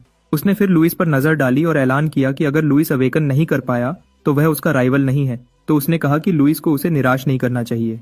दूसरे उसकी लाइन ऑफ साइट को फॉलो करते हैं और वह लुइस से भी उन्हें शॉक करने की उम्मीद करते हैं, लेकिन वह देखते हैं कि लुइस के आसपास कोई एलिमेंट्स नहीं है। वह बेचारा लड़का दूसरी तरफ बहुत मेहनत से कॉन्सेंट्रेट करता है और वह सोचता है कि उसे कुछ भी क्यों नहीं महसूस हो रहा है। पहले तो वह सोचता है कि क्या ये इसलिए है क्योंकि वह इस दुनिया से नहीं है, लेकिन फिर उसे याद आता है कि जब उसने केन के साथ स्पार किया था तो उसने थोड़ी अजीब पावर महसूस की थी। अभी लुइस को लग रहा है कि उसका दिमाग पोल्यूट हो रहा है तो वह ऐलान करता है कि उसकी इच्छा शक्ति इतनी आसानी से नहीं टूटेगी। वह लड़का चिल्लाता है और मेंटल बाइंड को तोड़ देता है उसके विचारों को जलाते हुए। तुरंत 4 रंगों की रोशनी उसके आसपास इकट्ठा होती है और यह इंस्ट्रक्टर को हैरान कर देती है क्योंकि उसे याद आता है कि उसने लुइस जिस टाइल पर बैठा है उस पर एक मैजिक सर्कल सेट किया था ताकि लड़के के दिमाग को बाहर से काट सके। लुइस फिर रोशनी के रंगों में से एक को छूने की कोशिश करता है लेकिन वह उससे दूर भाग जाता है। उसने फिर बार बार उन्हें पकड़ने की कोशिश की लेकिन फेल हो गया। कंफ्यूज्ड होकर वह लड़का सोचता है कि उसे उन्हें सेंस कैसे कर पा रहा है लेकिन छू नहीं पा रहा है। इंस्ट्रक्टर जो अभी भी उसे ऑब्जर्व कर रहा है मुस्कुराता है, ये नोट करते हुए कि लुइस गलत है अगर वह सोचता है कि मेंटल बैरियर से बचना उसके लिए अवेकन करने के लिए काफी है। वह ड्यूबियस आदमी बताता है कि कन्फाइनमेंट सर्कल और मैजिक फॉरबिडन और भी थे जो उसने लुइस के लिए यूज किए थे क्योंकि कुछ लोग लुइस को कुचलवाना चाहते थे और क्योंकि उन्होंने इंस्ट्रक्टर को इसके लिए पे किया था तो वह पीछे नहीं हट सकता। तो वह रिचुअल खत्म होने का इंतजार करता है ताकि लुइस निराश हो सके। कई घंटों बाद दूसरे स्टूडेंट्स वहां से चले जाते हैं लेकिन लुइस और कारा अभी भी मेडिटेट कर रहे हैं तो नोबल्स लुइस का मजाक उड़ाते हैं और उसे लेट डाउन कहते हैं। कारा दूसरी तरफ कुछ गलत महसूस करता है तो वह लुइस को इन्फॉर्म करता है कि उसके टाइल्स के नीचे एक जाल है। वक्त जाया किए बिना लुइस टाइल को तोड़ देता है और उसे ठीक उसके नीचे मैजिक फॉरबिडन ऑर्ब दिखता है। कंफ्यूज्ड होकर वह सोचता है कि यह ऑर्ब क्या है, लेकिन कारा जो बाहर जा रहा है लुइस को जल्दी करने को कहता है। हालांकि लुइस क्यूरियस है, वह दरवाजे के ऊपर से कदम रखता है, टूटे हुए टाइल्स से दूर और कॉन्सेंट्रेट करता है और उसी पल मंदिर में बचे हुए स्टूडेंट्स हैरान हो जाते हैं जब वह 4 रंगों की रोशनी देखते हैं लुइस के आसपास एक वॉर्टेक्स बनाते हुए। हैरान होकर इंस्ट्रक्टर सोचता है कि लुइस अवेकन कैसे कर पाया क्योंकि एक मास्टर को भी कन्फाइनमेंट सर्कल और मैजिक फॉरबिडन ऑर्ब को तोड़ना नहीं चाहिए। वह आदमी फिर एक्ट करने की कोशिश करता है लेकिन अचानक प्रिंसिपल अरोनियन दिखाई देते हैं और उसे शांत रहने को कहते हैं। दूसरे स्टूडेंट्स जिन्होंने लुइस को अवेकन करते हुए नहीं देखा था प्रिंसिपल को देखकर हैरान हैं तो वह कंक्लूड करते हैं कि वह लुइस को चेक करने आए थे जो अवेकन करने में स्ट्रगल कर रहा था। कुछ तो यह भी सोचने लगते हैं कि लुइस और प्रिंसिपल के बीच कोई राज है। जब इंस्ट्रक्टर एरोनियन को दूर जाते हुए देखता है तो वह मन ही मन गाली देता है क्योंकि उनका प्लान प्रिंसिपल के आने की वजह से फेल हो गया था और लगभग एक्सपोज हो गया था। तो बाद में उसी शाम वह जेस से मिलता है और उसे इन्फॉर्म करता है कि उनका प्लान फेल हो गया है। साथ ही सेफ साइड रहने के लिए इंस्ट्रक्टर जेस को वार्न करता है कि अभी उसे कांटेक्ट ना करे। जेस सिर्फ लुइस को बच निकलने के लिए गाली दे सकता है। इधर मंदिर में अरोनियन काइली को कांटेक्ट करता है सिड के मूवमेंट्स पर नजर रखने के लिए, क्योंकि वह बाहर के लोगों को अपनी एकेडमी में गड़बड़ मचाने नहीं देना चाहता। ऑब्स्टेकल से छुटकारा पाने के बाद अरोनियन लुइस को देखता है और लड़के को एलिमेंट्स को खुद ही मैनिपुलेट करना सीखने के लिए छोड़ देता है। लुइस दूसरी तरफ रोशनी के बॉल्स को ऑब्जर्व करता है और नोट करता है कि वह बिल्कुल वैसे ही हैं जैसे केन ने डिस्क्राइब किए थे।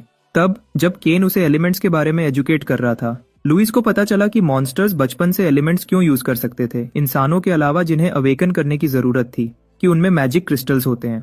हर क्रिस्टल में अलग अलग एलिमेंटल पावर्स होती हैं और इसीलिए ये मॉन्स्टर्स अलग अलग एलिमेंट्स को कंट्रोल कर सकते थे। जहां तक इंसानों की बात है, वह एक एलिमेंट द्वारा अप्रोच किए जाने के बाद अवेकनिंग रिचुअल करते हैं और वह मैजिक यूज नहीं कर सकते जब तक वह आसपास के एलिमेंट्स को मैनिपुलेट ना करें। केन ने लुइस पर एक मैजिक क्रिस्टल फेंका, यह समझाते हुए कि एक को एलिमेंट द्वारा पहचाने जाने के ठीक बाद अपने दिमाग और शरीर को ट्रेन करना होता है। क्यूरियस होकर लुइस ने पूछा कि क्या मैजिक क्रिस्टल्स ही एलिमेंट्स हैं, लेकिन केन ने उसे इन्फॉर्म किया कि दुनिया में सब कुछ एलिमेंट्स से बना है। जब लुइस अपनी आंखें खोलता है तो उसे वाटर एलिमेंट अपनी तरफ आता हुआ दिखता है, तो वह उसे छूने की कोशिश करता है। इस बार पार्टिकल उससे दूर नहीं भागता और जब लुइस उससे कांटेक्ट करता है, उसे समुद्री जानवरों की जबरदस्त ताकत का एहसास होता है और उसे पता चलता है कि दुनिया का एसेंस गाया की मर्जी से मैनिफेस्ट होता है। लुइस के आसपास का वॉर्टेक्स आउट ऑफ कंट्रोल होने लगता है, तो अरोनियन जो उसे क्लोजली देख रहा है तुरंत गॉडेस बैरियर सील एक्टिवेट करता है और इससे गॉडेस लुइस को और चारों एलिमेंट्स से बने एक बैरियर में फंसा लेती है। तुरंत लुइस का हेयर डाई फेड हो जाता है, उसके ब्लैक हेयर एक्सपोज हो जाते हैं। खुशकिस्मती से बैरियर एक ब्राइट लाइट प्रोड्यूस करती है जो शॉक्ड स्टूडेंट्स को लुइस को देखने से रोकती है। उन्हें बस इस बात की चिंता है कि उसने इतनी बड़ी मैजिकल वेव क्यों प्रोड्यूस की और प्रिंसिपल ने उसे सील करने का फैसला क्यों किया। बैरियर मेंटेन करते हुए अरोनियन लुइस पर चिल्लाता है शांत होने को और अपने आसपास से प्रभावित ना होने को। लुइस अरोनियन की बातें सुनता है और आखिरकार शांत हो जाता है। इस बार वह एलिमेंट्स को ऑब्जर्व करता है और रियलाइज करता है कि वह साइंस के एलिमेंट्री पार्टिकल्स से बहुत मिलते जुलते हैं, तो वह अपनी थ्योरी को उनकी फ्रीक्वेंसी बदलकर टेस्ट करता है और उसी पल रोशनी का बॉल फट पड़ता है और एलिमेंट्स अपने सिंबल्स दिखाते हैं। तभी वॉर्टेक्स बहुत तेजी से घूमने लगता है और इससे अरोनियन और आसपास के स्टूडेंट्स इतने चिंतित हो जाते हैं कि वह मानते हैं कि लुइस की ऑरा नील की ऑरा से कहीं ज्यादा टेरिफाइंग है। ये नोटिस करते हुए कि लुइस आउट ऑफ कंट्रोल नहीं हो रहा है, अरोनियन उसकी इमेजिनेशन से ज्यादा होने के लिए उसकी तारीफ करता है, जबकि एलिमेंट्स को क्लोजली ऑब्जर्व करता है। लुइस कंक्लूड करता है कि मैजिकल एसेंस एलिमेंट्री पार्टिकल्स जैसी ही है और इसकी वजह से इसका मतलब है कि इंसान शायद मैजिक को मॉन्स्टर्स की तरह आसानी से यूज कर पाएंगे। उसके साथ वह एलिमेंट को एब्जॉर्ब करता है और नोट करता है कि एलिमेंट्री पार्टिकल्स की तरह वह भी लगातार मोशन में होते हैं, जिसका मतलब है कि उनकी मूवमेंट को ची और ब्रीदिंग के फ्लो के साथ हार्मोनाइज करके एलिमेंट्स का सर्कुलेशन ज्यादा स्मूथ हो जाता है। और अगर ऐसा है तो लुइस शायद अपने शरीर में एक मैजिक क्रिस्टल बना पाएगा और मैजिक को चीगोंग टेक्निक्स की तरह यूज कर पाएगा। लुइस बहुत मेहनत से कॉन्सेंट्रेट करता है और उसकी आंख में एक क्रिस्टल शेप बनती है। तुरंत उसके आसपास आइस क्रिस्टल्स उगते हैं और उसे रोकने के लिए यूज किया गया बैरियर टुकड़ों में टूट जाता है। एरोनियन लुइस की एबिलिटी से हैरान है और वह मुस्कुराता है जब वह लुइस को विंड मैजिक को मैनिपुलेट करके हवा में उड़ते हुए देखता है। दूसरे स्टूडेंट सीन को देखकर अपनी जान बचाने के लिए भागते हैं और मदद के लिए चिल्लाते हैं। जब आइस क्रिस्टल्स उनके पीछे तेजी से फटते हैं जब तक वह आखिरकार हड्डियों तक जम नहीं जाते।